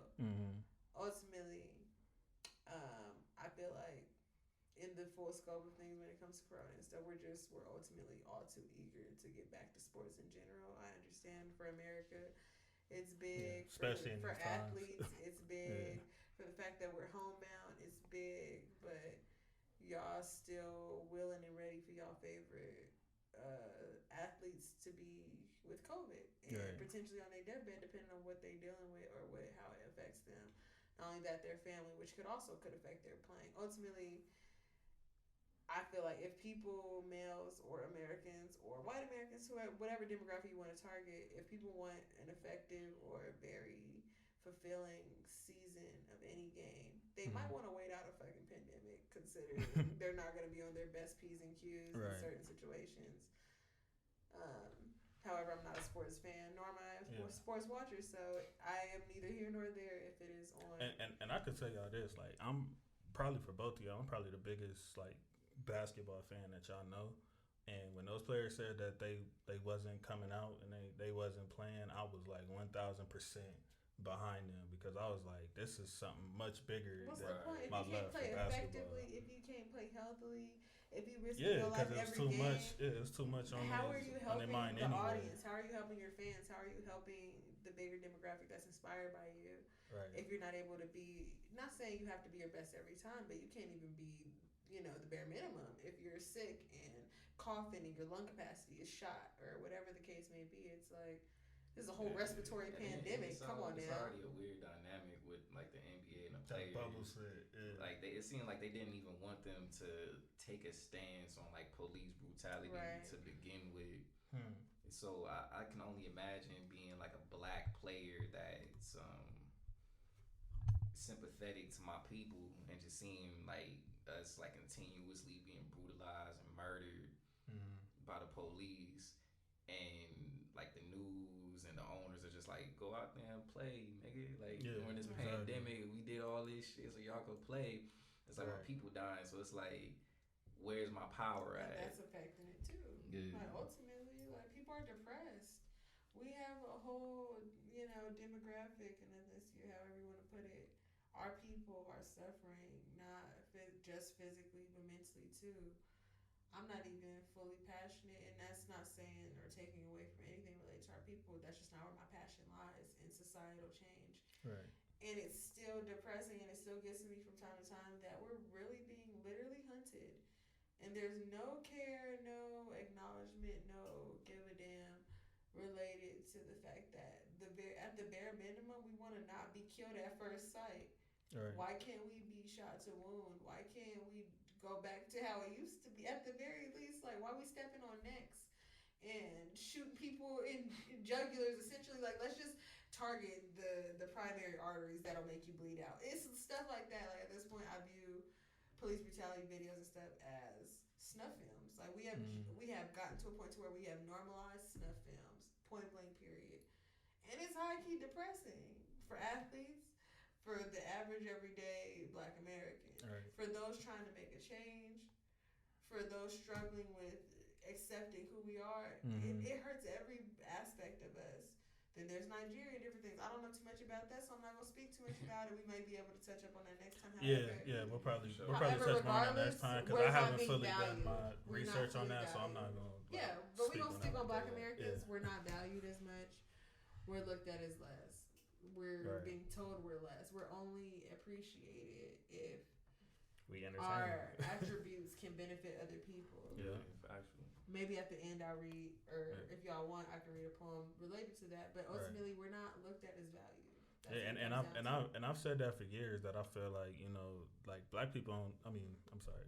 Like white people only love us when we're making them money. And I've seen this myself, being at award shows and then like seeing how like people like Tyler Perry are treated, or Oprah are treated, because again they're a big part of the monopoly, of making the entertainment industry billions of dollars. So yeah, they love him, but how are you responding when you see like the average Black kid on the street or Black person on the street? Like, how are you interacting outside of that? So definitely agree with those sentiments. All right, so for our hip hop segment, man, have you been seeing the verses? Y'all been seeing the verses between artists? Did you at least see Brandy and Monica? You had to see Brandy and Monica. I saw bits and pieces. Minimum, you gotta watch that one. They be hours long. I don't even watch movies for it. So like, I'm not watching every verses for 3 hours long. I'm sorry, that's not. I can't get into it just yet. Maybe I'll do a highlights reel, but I see what I need to see to get the context. Yeah, all right. Well, yeah, so basically, there's been a lot of back and forth when it comes to that since it started during this pandemic. And the most recent, thing we have regarding that, T.I. was calling out 50 Cent, trolled and declined, whatever. He declined that. Eventually, Busta Rhymes ends up calling out T.I. for a versus match. T.I. kind of old manned him, like, you old nigga, like, you know what I'm saying? Like, you like one of my forefathers. So he turned him down. I personally think he was ducking, because I don't think that matters too much, because I've seen some of these artists that weren't, at the same exact era. Why did he call T.I. out? Because that's like, that seemed kind of random to me. Was like T.I. calling out like New York artists, or I forget what was going on. I know he called out 50, right? And I mean, T.I. just like, the fact that he was calling out 50, I think people were kind of looking at him like, nigga, you really think you like, big dog status when it, when it comes to these hits. And I think he is, honestly. I think T.I. is like, I don't think there is too many artists from his generation that want to see Tip personally. But Jeezy, speaking of that, Jeezy actually called Tip out, and Tip out said that he accepted. So now here we are. There's going to be a T.I. I think that'll be good. versus Jeezy. I feel like it's going to be a good versus. Like, they both got a substantial amount of hits. I can't even say who I got, though. Me neither. To be perfectly honest with you. Because I love both of them in their own right and for different projects. Yeah, that's a tough one. So Jeezy in the thousands was my favorite rapper by far. Jeezy had and when I was in high school, I listened to Jeezy like nonstop. Like that was one of my favorite rappers for sure. And I think T.I. is gonna wash Jeezy. Just being real with y'all. Like when you talk, cause from what I see, like with from a hit constructs standpoint, from a hit standpoint, sure. and not even just that, cause I think for like. I don't know if everybody looks at it the same way, but for me, I think the verses are about like, songs that impacted our culture. You know what I mean? So like, not everybody can, I think, just be a part of it. Like, I think if Beyonce was to try a verses with like Mary J. Blige, like nobody's gonna really be feeling B like that because there was a certain time point where it's like, was that really for us or are you, just hitting the masses? So, like, I think it's more so of what correlates, regarding us. Now, when it comes to that, Jeezy might, he might have something there because of that. But if you just talking, like, straight hits and, songs that were, like, charted. Oh, yeah. I mean, and not only that, the fact that, like... That's the measuring stick. T.I. gonna win. Yeah, and not only that, like, T.I., like... I mean, I don't know how many people are like confidently acknowledging this, but Tip really started that trap spit as far as I know. Like, he T.I. wrote for a lot of artists too. That's something else. We gotta like if we gonna include. I don't think he needs to. He has, but I don't think he needs to. He could throw some of them balls. And then, like, if we think about it, dude, Jeezy really got like that many hits to where we could say like. Well, Jeezy, like his albums was a thing. Like, yeah, like we loved him for his body of work. Right. Like I don't think T.I. has an album better than TM 101 or 102 as a whole. But ultimately, T.I. had better hits, radio stopper, chart toppers, all that. As far as what's popularized. But and it's like honestly, they two completely different artists. Yeah. Like T.I., he make good songs, and he's like he's a southern lyricist. Exactly. Like he's a straight up lyricist. And he always been barring down. Jeezy made great music. He just comes. He wasn't that lyricist. Like I would low key rather see Jeezy, even though this probably would never happen. I'd rather see Jeezy and Gucci Mane rather than. Come on, bro, with the pipe dream. I would love to see that over T.I. That's like asking 50 and John. Yeah, no, I know. But I'm just saying, like, I feel like that would be a little bit more fair as opposed to. See, in that case, I think Jeezy would get Gucci though as far as hits again. Like Gucci would have to bring out like his mixtape classics. This is true. You know what I mean? And then it's just a matter of who counts that or not. This is true. You know what I mean? Because Jeezy tries to bring Soul Survivor against Photo Shooter My Kitchen, that you gonna get laughed at. Like, nigga, really? Even though that was a much bigger like charting song, it's like, nah, that's not. You know what I mean? Like Gucci was looked at as like that more, gritty. You know what I'm saying? Jeezy had to commercialize itself to get to I feel like Jeezy's low key in between T.I. and Gucci, like on some like I think that's appeal, but still in articulation too. I mean, honestly, like it's like the middle ground. Like Gucci Mane is probably like just a touch more. How do I put this? Trappish, more ignorant, less articulated. That's the best way to put it. Both are trap than artists, Jeezy. T.I. being T.I. expeditiously. Like, he's more articulated than both of them. So I definitely feel Jeezy's in the middle of that. Because he's an excellent lyricist. Yeah, I mean, I can't wait to see it. You know what I mean? Just to see, if Jeezy surprised me. I'm rooting for Jeezy. Again, that's one of my favorite artists of all time. But, for sure. Like, I don't know. I think T.I. is kind of like, his arrogance when it's been coming to this, I think it's gonna hurt him a little bit with people like, you know what I'm saying, judging them. I feel like he would have lost to Busta Rhymes though. Oh yeah, he would have spent. Yeah, he knew. Yeah, he knew. Me personally, I think he was ducking. I mean, ultimately, that doesn't, like what we said proper matchup in itself. It's anyways. Busta Rhymes. But Busta Rhymes would kill him. Period. Yeah, like Busta Rhymes has the whole 90s. I don't buy that excuse though. That you from another era, because even if you take Busta from probably the same tenure as T.I. had his prime, and you take Busta's prime, I still think T.I. not seeing him. Yeah, T.I. not seeing Busta Rhymes at all. Like, I mean, I love T.I., but he not seeing. And T.I. Busta Rhymes work with different people too. Like, and Busta gonna get his hype with his energy alone. Can you imagine? So don't this hit make more people want did Snoop Dogg and DMX go? I didn't like that matchup. Even though people said they liked it, I didn't even watch it. But I don't think there's I think Snoop went easy on him. If people saying that is tied, because the only nigga I think should be seeing Snoop is probably like Jay. Yeah, it would have if you're talking about hits and catalog, Snoop must have went easy on that nigga. But I mean, shit, DMX got fucking hits though. DMX isn't as he didn't carry on as long as Snoop did, is what I'll say. Yeah, he came what 98 to what would you say? I'll say 07. Yeah, 07. So that's lopsided. Still making stuff right now. Still I think the most relevant all throughout the 2000s. But I think the most lopsided one that I seen though was when Fab and Jada went at it. I think Fab went I don't know if you've seen it, but Fab went hella easy on Jadakiss. Fab went easy on Jadakiss. As far as hits, Jada's, I think is top 10 lyricists ever. But as far as the verses match, I think it was it was uncomfortable for me to watch sometimes, because I love Jada, but you talking about hits with Fabulous, and Jada was out before Fab. Right. He was out long before Fab. He was doing songs. He came out 95, I want to say. Probably 95. Fab didn't come until 5-6 years later. Yeah. So, I mean, I don't know. I mean, but like I said, I'm looking forward to Tip and Jeezy. Just who knows? You know what I mean? I might be surprised. And we'll probably be more hyped from Jeezy's impact more than Tips. That's probably what he's gonna have to lean on. He's definitely gonna lean on his impact for sure. But T.I. just got way more crossover appeal.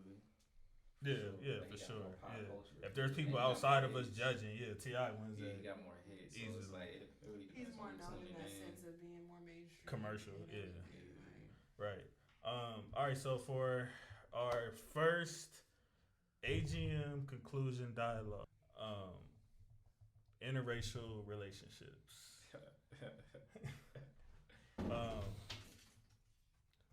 You good? We'll start with Yana on this one. We'll start with our queen, because we've had this conversation before. So, where do you stand on interracial relationships? Personally, I don't see a problem with them. I feel like I can see a disconnect for different aspects of the relationship. However, to just be full-fledged against them, absolutely not. I like mixed individuals. That's not because I have a problem with fully black, fully white, fully Mexican, fully anything. It's just what I find visually appealing, what I'm drawn to, whatever. It's I prefer or have preferred in the past, I should better say, because I'm not as picky.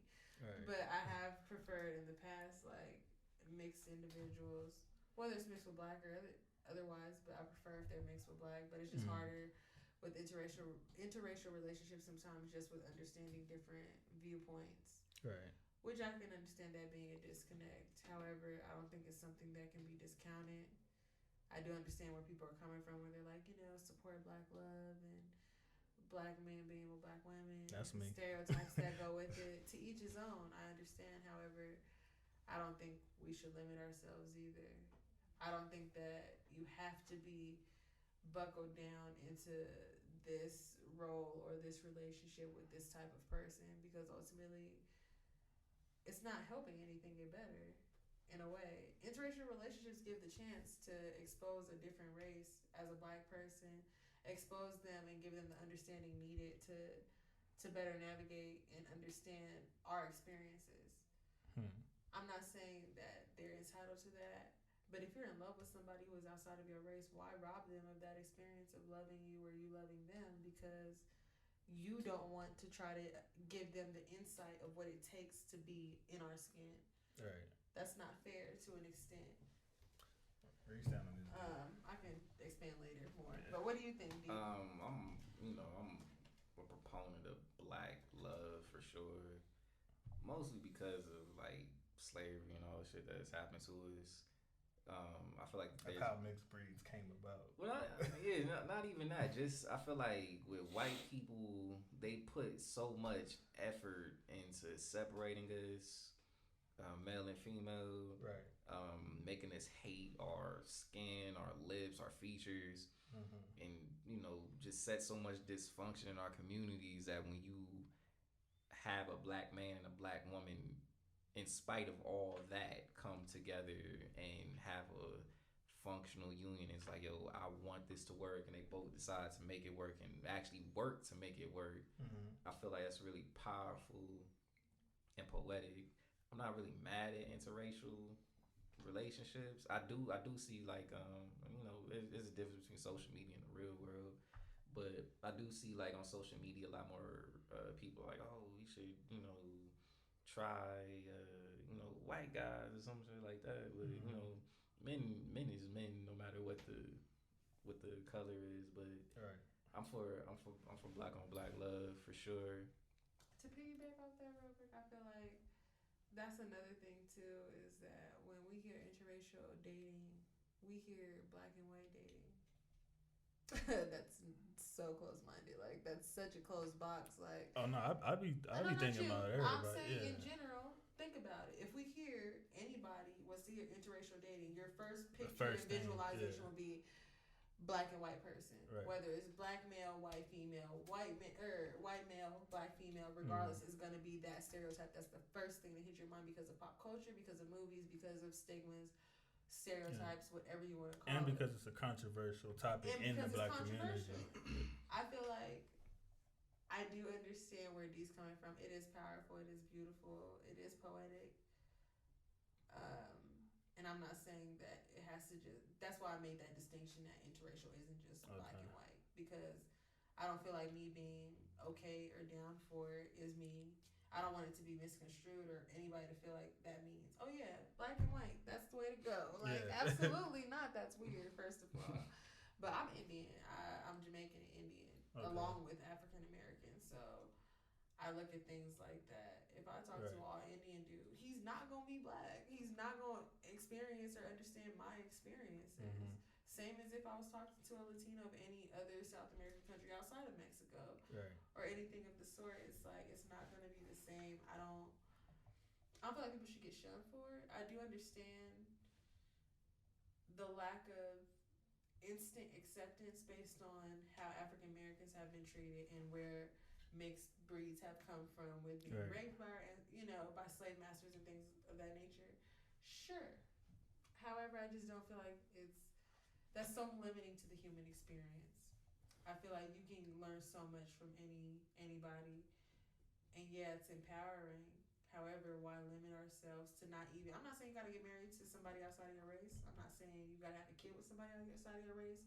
But to be closed off to even experiencing a good moment with somebody outside of your race is so limiting for your human experience as you being the one, having this one life as you, unless you believe in reincarnation. Otherwise, you have one life as you. I have one life as Yana Graham. Why am I going to stop myself from experiencing, learning different aspects of life, learning about different insights on different cultures or experiences of other people? Why would I limit myself to understanding different perspectives because I want this idea to work out? Yeah. On that note, I'm not against experience and women of different ethnicities. That's for sure. But like I said, just if I sit down and want to build a family, it's gonna be a black woman.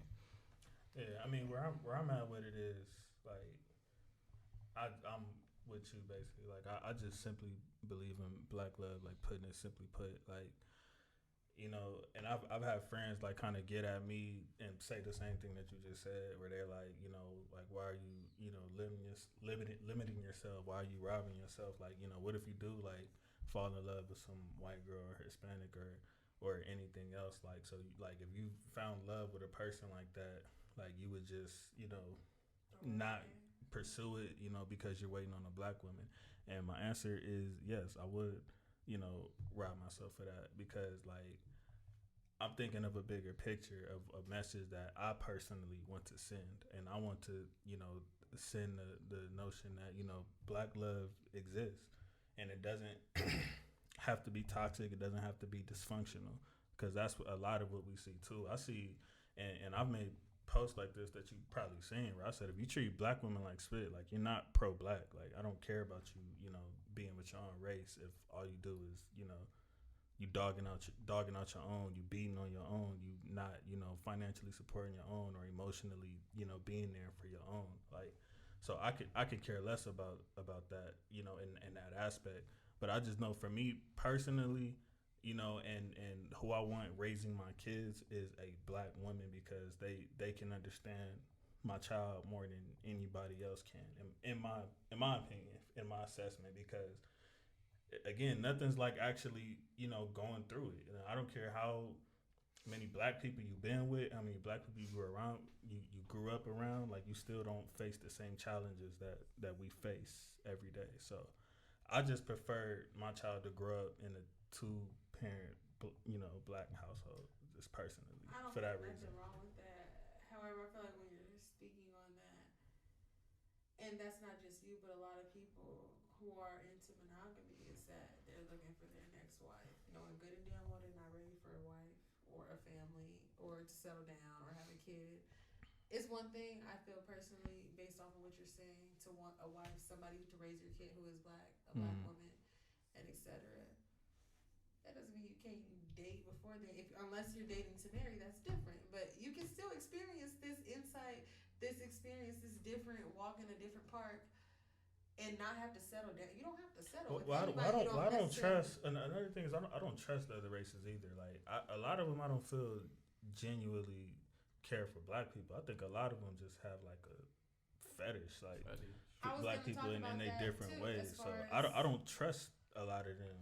As far as interracial relationships, and even being a black woman and being a dancer, I've been fetishized before. Absolutely, that's almost. I was working at a white club, so that was part of the job that made it make sense. Sure, getting paid for that. However, being fetishized is, I will say it's slightly different, and you should be able to tell to an extent the intentions of the person that is interested in you. But how many times have you seen like a video or something though, like on social media or in the news, where they talking about like some like black wife who's like surprised, like, oh my gosh, like my husband's a racist, I would have never guessed, or I didn't know, like. Sure. I be thinking that, like, how the hell didn't you know that? Oblivious, because think about it. People choose to acknowledge what they want to acknowledge. You can be sit there. That's true. No, think about even traumatic situations. A parent, for example, if a parent is with, and I'm just talking a hypothetical situation that I've seen in pop culture movies, whatever. For example, woman has a new boyfriend, husband, whatever, but she has kids. The kid gets traumatized by that new individual. Okay. You choose to look at the attributes and what's good about your partner, as opposed to believing your child because you're in denial and you can't stand the thought that they will even be capable of doing that. Right. That comes up more often than not. Same with abusive relationships. Same with other traumatic situations, but that comes up a lot, is the denial of it all. It's one thing to be intellectual and pick up on the fact, okay, well, this person is doing these certain traits. That's letting me know that they're definitely fetishizing their experience with me, as opposed to looking at me for who I am as a person. If you're aware enough, if you choose to look for those attributes to depict or determine whether or not that's what your relationship is, because some people don't want to look that deep into it. They just want to enjoy the moment, which is fair enough. But if you choose to look at that, you'll be able to pick up on that. Don't get me wrong. There's the outliers of people who are exceptionally manipulative, exceptionally good at hiding their undercover racism or whatever, exceptionally good at masking their fetishes. All right. Don't get me wrong, but, and that's not me victim shaming or anything. I'm just looking at people in general. People choose to be in denial about certain things, as opposed to shine light on it and acknowledge the fact that they might have to alter what they want to believe to fit what the reality of the situation is. I mean, and another thing is too, like, me being an advocate for black women the way that I am, like, Like we have to be real as well. Like there's a lot of black women who feel the same way I do, or say they feel the same way that I do. So like, how serious do y'all think black women would take me for me to say like, oh yeah, I love the ground black women, walk on, and I worship black women? No, I could say all of that, but then I got a white girl or Hispanic or some other foreign race, like on the side of me, but yet I'm saying like, oh yeah, I still love y'all. It's like, no, that doesn't mean I'm not genuine, but it's just a fight I'd rather not. You know what I mean? Like I'm gonna pick my battles, and it's not a road I'm willing to go down. I'm gonna tell y'all I love y'all because I do, and I'm gonna prove it by having it on the side of me and treating her like the queen that I feel she is. I do understand that. I just feel like to an extent, people are too internalize everything. Like, why are you so concerned about whether it's pop culture and celebrities? Why are you concerned about what the next human is doing with their personal life? Why do you care so much about who they fucking on? But that's both sides though. Because black sides, women don't like when they see a successful I'm not good black women, man but I hear that. with another race, and it's like we got to deal with whatever caliber of niggas, and then here we go see a good one, and he's with but same something else crazy outside black of him. females, toxic black females who doing the same thing, wondering why they not wanted for different things, wondering why certain behavior is expected out of them, wondering why. For example, I've had dudes openly be like, "Oh, I'm so, like you said, pro-black, about black love, about this, about that." But when you mad because you don't want to acknowledge whatever you don't want to take accountability or acknowledge whatever you have going on that's not right for this situation, you gonna disrespect me and some more stuff. Right. But you still worship black women, like you said. That's contradictory as fuck. But it's one thing to blatantly disrespect. It's another if what you find interesting. I do understand what you're saying. I don't feel like that's every situation. And by the way, I'm not somebody who talks down on everybody every black person I see that's with another race. I'm not a fan of it. I'll be real. I'm not a fan of it. I do there's nothing like me seeing black love. So I'm not a fan when I see, especially when I think somebody is with another race due to self-hatred because they're perpetuating that towards their people. And I look at little stuff. I look at little stuff to make sure, like, man, are you really into this person because you into this person, or you know what I'm saying? Are you just doing this to shun your people and talk about how you don't F with how niggas are, you don't F with how our women are. I'm big on that I have a problem with. And then I don't really have a problem with, I mean, I ain't gonna lie, as a black man, if I see especially a fine black woman for sure. I already know where you're going with this. I'll be like, come on, man, I've seen it in person. I'm like, come on, you could probably lift this nigga over your head, what you doing?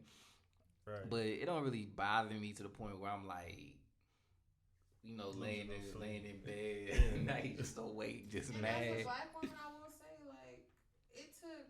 I'm 23 right now. Growing up in Lancaster for a good amount of time, best believe. By the time I got to college, I did not fuck with black dudes. Absolutely not. I did not like the idea that, and I was always reasonable, so I understood that I am mostly referring to the black males in my area of Lancaster, where it's they're focusing on gangbanging, partying, using guns. I never went to parties because that was fucking with clothes on the floor. That doesn't appeal to me. Why would I want to do that?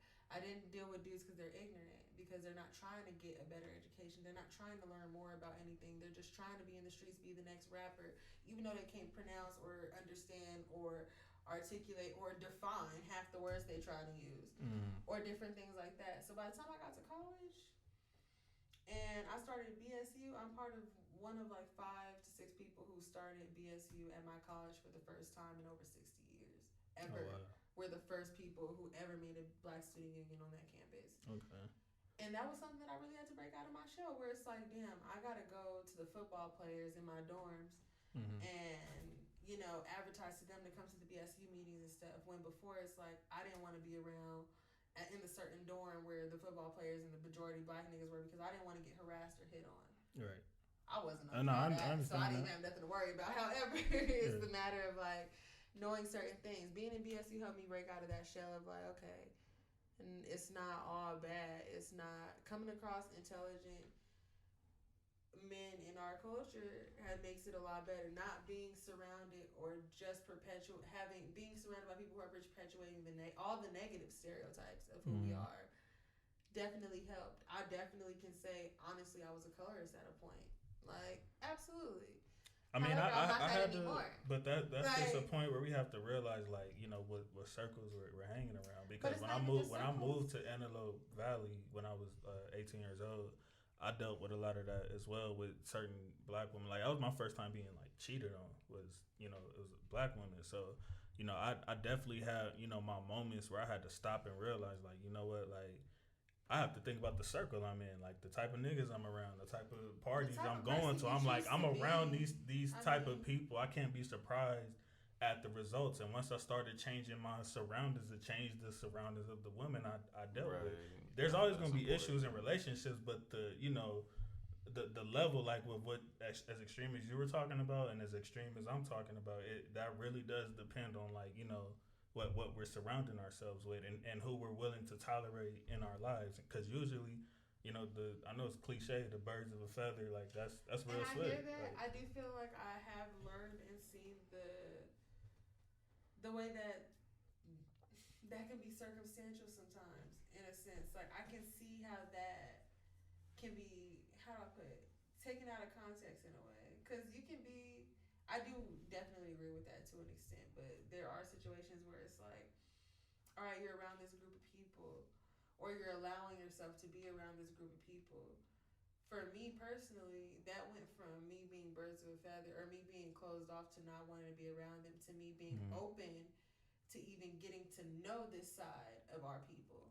The side that's not where I'm at, that's not whitewashed, that's not, you know, so into school or vocabulary or whatever it may be. right. I had to break out of that closed-mindedness of they're not saying worthy, but it's like I don't want to talk to them because they're not on my level.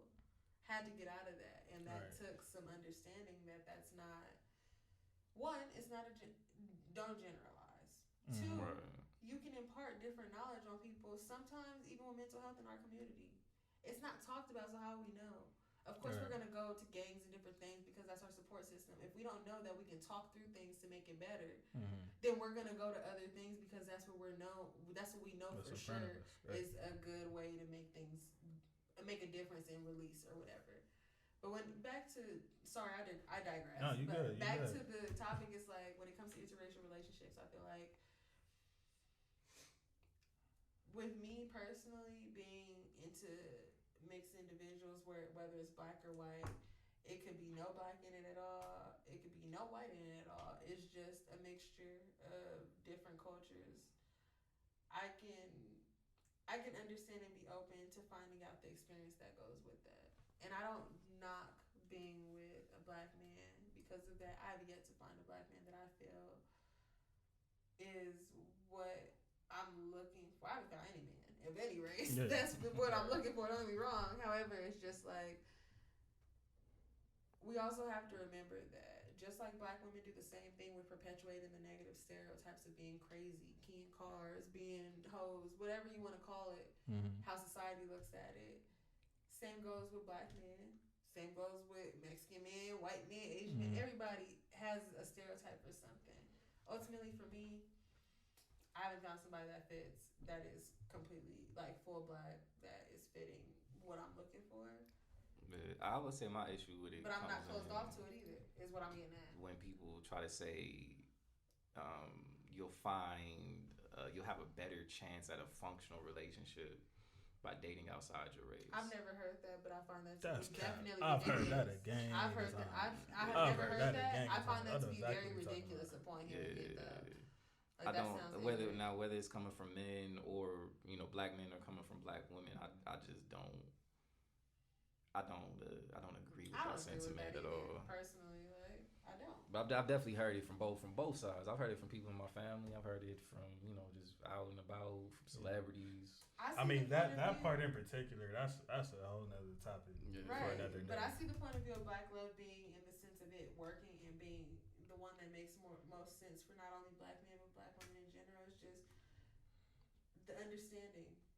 Nobody can understand a black African American point of view than a black African American. Period. Or an African American, take out black, but nobody can understand unless they have that upbringing, they have that understanding of what our history contains. Even when it comes to Nigerians, other Africans, pure Africans, not African American, we are still different. We are a different type and a special type of Black people that has dealt with a special type of systemic racism and a certain type of ways of how we even came here. We done got kidnapped and taken and all sorts of stuff. It's not natural.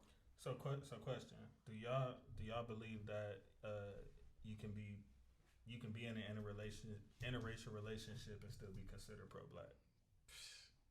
When I was younger, I did a book report on Frederick Douglass. I was like in the 3rd grade. And at the end of the book, it showed white fuck me. So I was like, wait. I was 8 years old. I was like, wait a minute. That just don't make sense. Like, how you got... And she wasn't even a bad white woman. She was just a white woman. And I wouldn't go as far as say that Frederick Douglass isn't pro-Black anymore. But it does, like, it's like an asterisk or something like that next to your pro-Blackness, because it's like, all right. That might put my sentiments. It's like, all right, but what's up? That might put my sentiments. But also on the same line, I think it was kind of touched on a little bit earlier. You also can't be pro-Black and just be, dogging out Black women the whole way through. Like, that's far from being pro-Black too. So I wouldn't necessarily say you're not pro-Black. You got to kind of define what pro-Black is. Well, I'm only asking that because, and I think me and your best friend had this exact conversation where I've had this conversation with many Black people who have said that, and I mean you can see it everywhere. Like, they feel like you can't be pro-Black if you're in a racial relationship. I mean, I disagree with that, but I don't think it's far off from the truth either, because again, most of the situations I see, there is some sort of self-hatred in it, of their reasoning for being with somebody else rather than just organically and naturally, like, I just fell in love with this person. Right. It's usually like something in there, you know what I mean? And they usually expose it at some point in time. But yeah, so for me personally, like I said, the asterisk thing, that was like a perfect analogy as far as my sentiments. Because I'll let you close out with what you. Personally, I feel like as far as pro-Black goes, I can see as a blanket statement where that can make sense. Mm-hmm. At first glance, on a very surface level, tip of the iceberg type of thing, sure. I can see where people are coming from, where it's like, oh, if you date outside your race, you're not pro-Black. But at the same time, it's like, that is such a very shallow and simple way of viewing what makes pro-Black and what doesn't. Your interest in another person is the only thing that makes you pro-Black. Like, damn, you get your whole pro-Black card revoked because you choose to be, regardless of the work, regardless of how it happened, regardless of the work that went in, regardless of, because don't forget, we I'm also big gotta ask, on can white everything people be pro-Black then? Right. Like, can white people in a white relationship be and that's what changed my perspective on that, because I've seen so many, not even just celebrity or public figures, but people I personally know that are with somebody of another race. Some of them making it work for them in some type of way. You know what I mean? They might be utilizing that and kind of utilizing that white privilege in order to move forth for Black people. And I genuinely do care. And I'm like, I can never fix my lips. Like, it's niggas that's done more than me, women that's done more than me. I cannot fix my lips to say you're not pro-Black. I don't know how this gonna be taken, but we could use Brother Kanye as an example. Is Kanye pro-Black? Do you think? Well, he wasn't. He was with Black women at the time that I think he was pro-Black. I don't think he's pro-Black now, from my opinion. I think that's fair. So at that time, when he was dealing with Black women, like, I mean, yeah. But I mean, that's a unique situation, like you said. Like, Kanye's not the average. I feel like it's circumstantial, though. I would still call Kanye pro-Black. To an extent, but it's just like, I feel like when people take out most of the way, it's just everything is just so black and white. Like, everybody takes out circumstantial evidence. Everything is based on circumstances. Yeah. Everything. Yeah, so your reason of ending up with a white person Or why do you feel like that's a better mate for you than other reasons outside of recreation, outside of privilege, outside of different things? Whatever reasons you have, that's subjective. Right. So how am I going to tell you, for example, my best friend, she's probably one of the most pro-black females I know. Boy, 3 hours, bro. But check it out. The father of her child, she just had her baby 2 days ago. The father of her child is a white man. Oh, see, check it out. With that asterisk. Wow. But check it out. The asterisk. Think That's about crazy. it. That bro. wasn't something that she planned. That wasn't something that she wanted.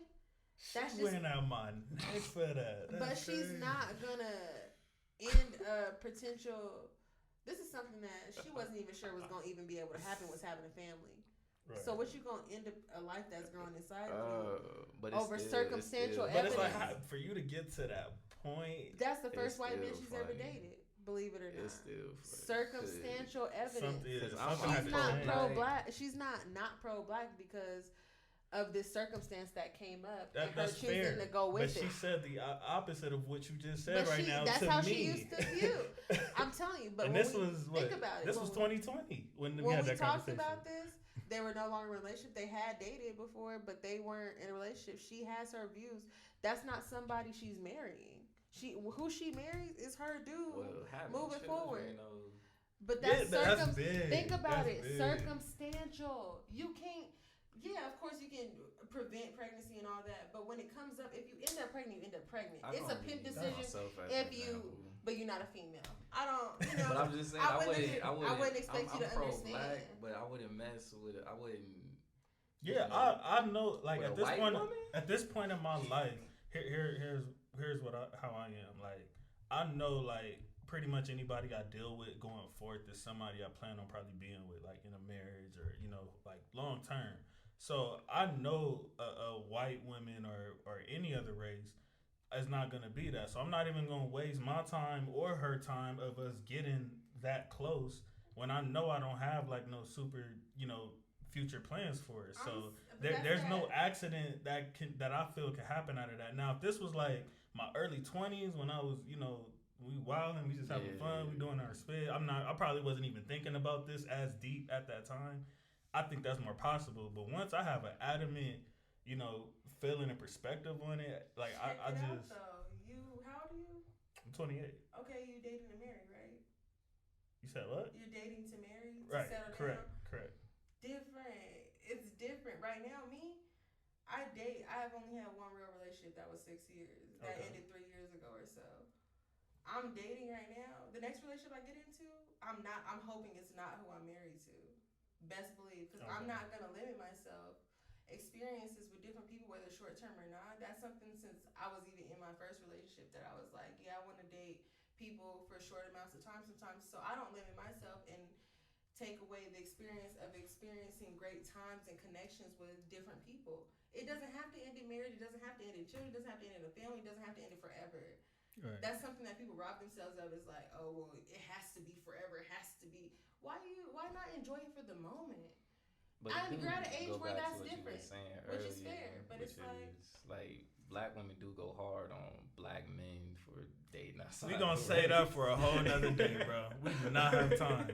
We gonna save that for a whole nother day, bro. Lo and behold, I just feel like, as far as my best friend goes, and even just being a woman, things are circumstantial. Some women are pro-life, some women are pro-choice. I'm pro-choice. Oh yeah, I'm not knocking her for keeping the baby. No, I'm not either. But I'm just saying the aspect of.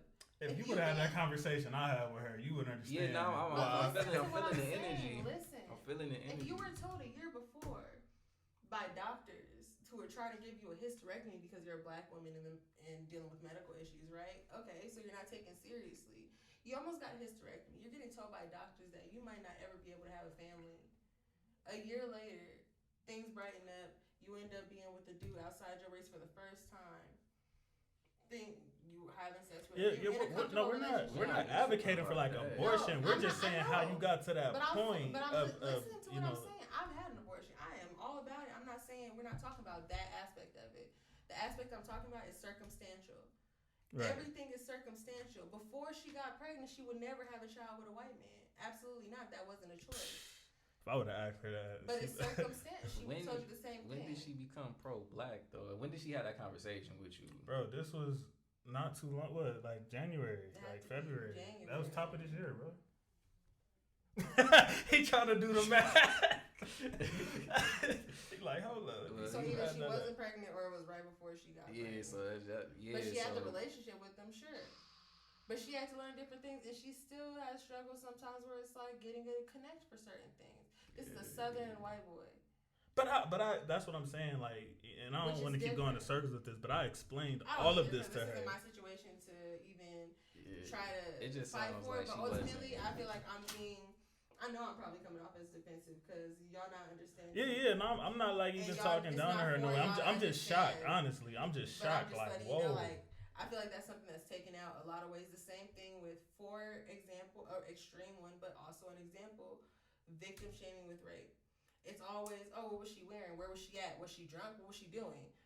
Was she dancing on somebody? What was it? It's that whole thing of like, and I'm not saying it's an extreme example. Don't get me wrong. Yeah, I'm trying to see the correlation. No, extreme example, but the idea of it's circumstantial. Everything is circumstantial. Well, all we're saying is that she was going hard on him about interracial relationships, and then she turned around and had but circumstances changed, right? Interracial clearly, that makes it clearly. Oh, yeah, clearly. That's my point. But it's kind of like, that's a broad word, right? Like, we want to get the energy and to put this out there, I wasn't even advocating like I want interracial relationships. Our specific conversation was actually what I just asked was, can you be pro-black and date outside of your race? And I was explaining to her examples of why I feel like that's extreme to say so. And she was giving her points of why she felt she was justified in feeling that way. And we had a good dialogue. It wasn't like cold, nothing. Like, it was a great conversation that I still, clearly have memory of to this day.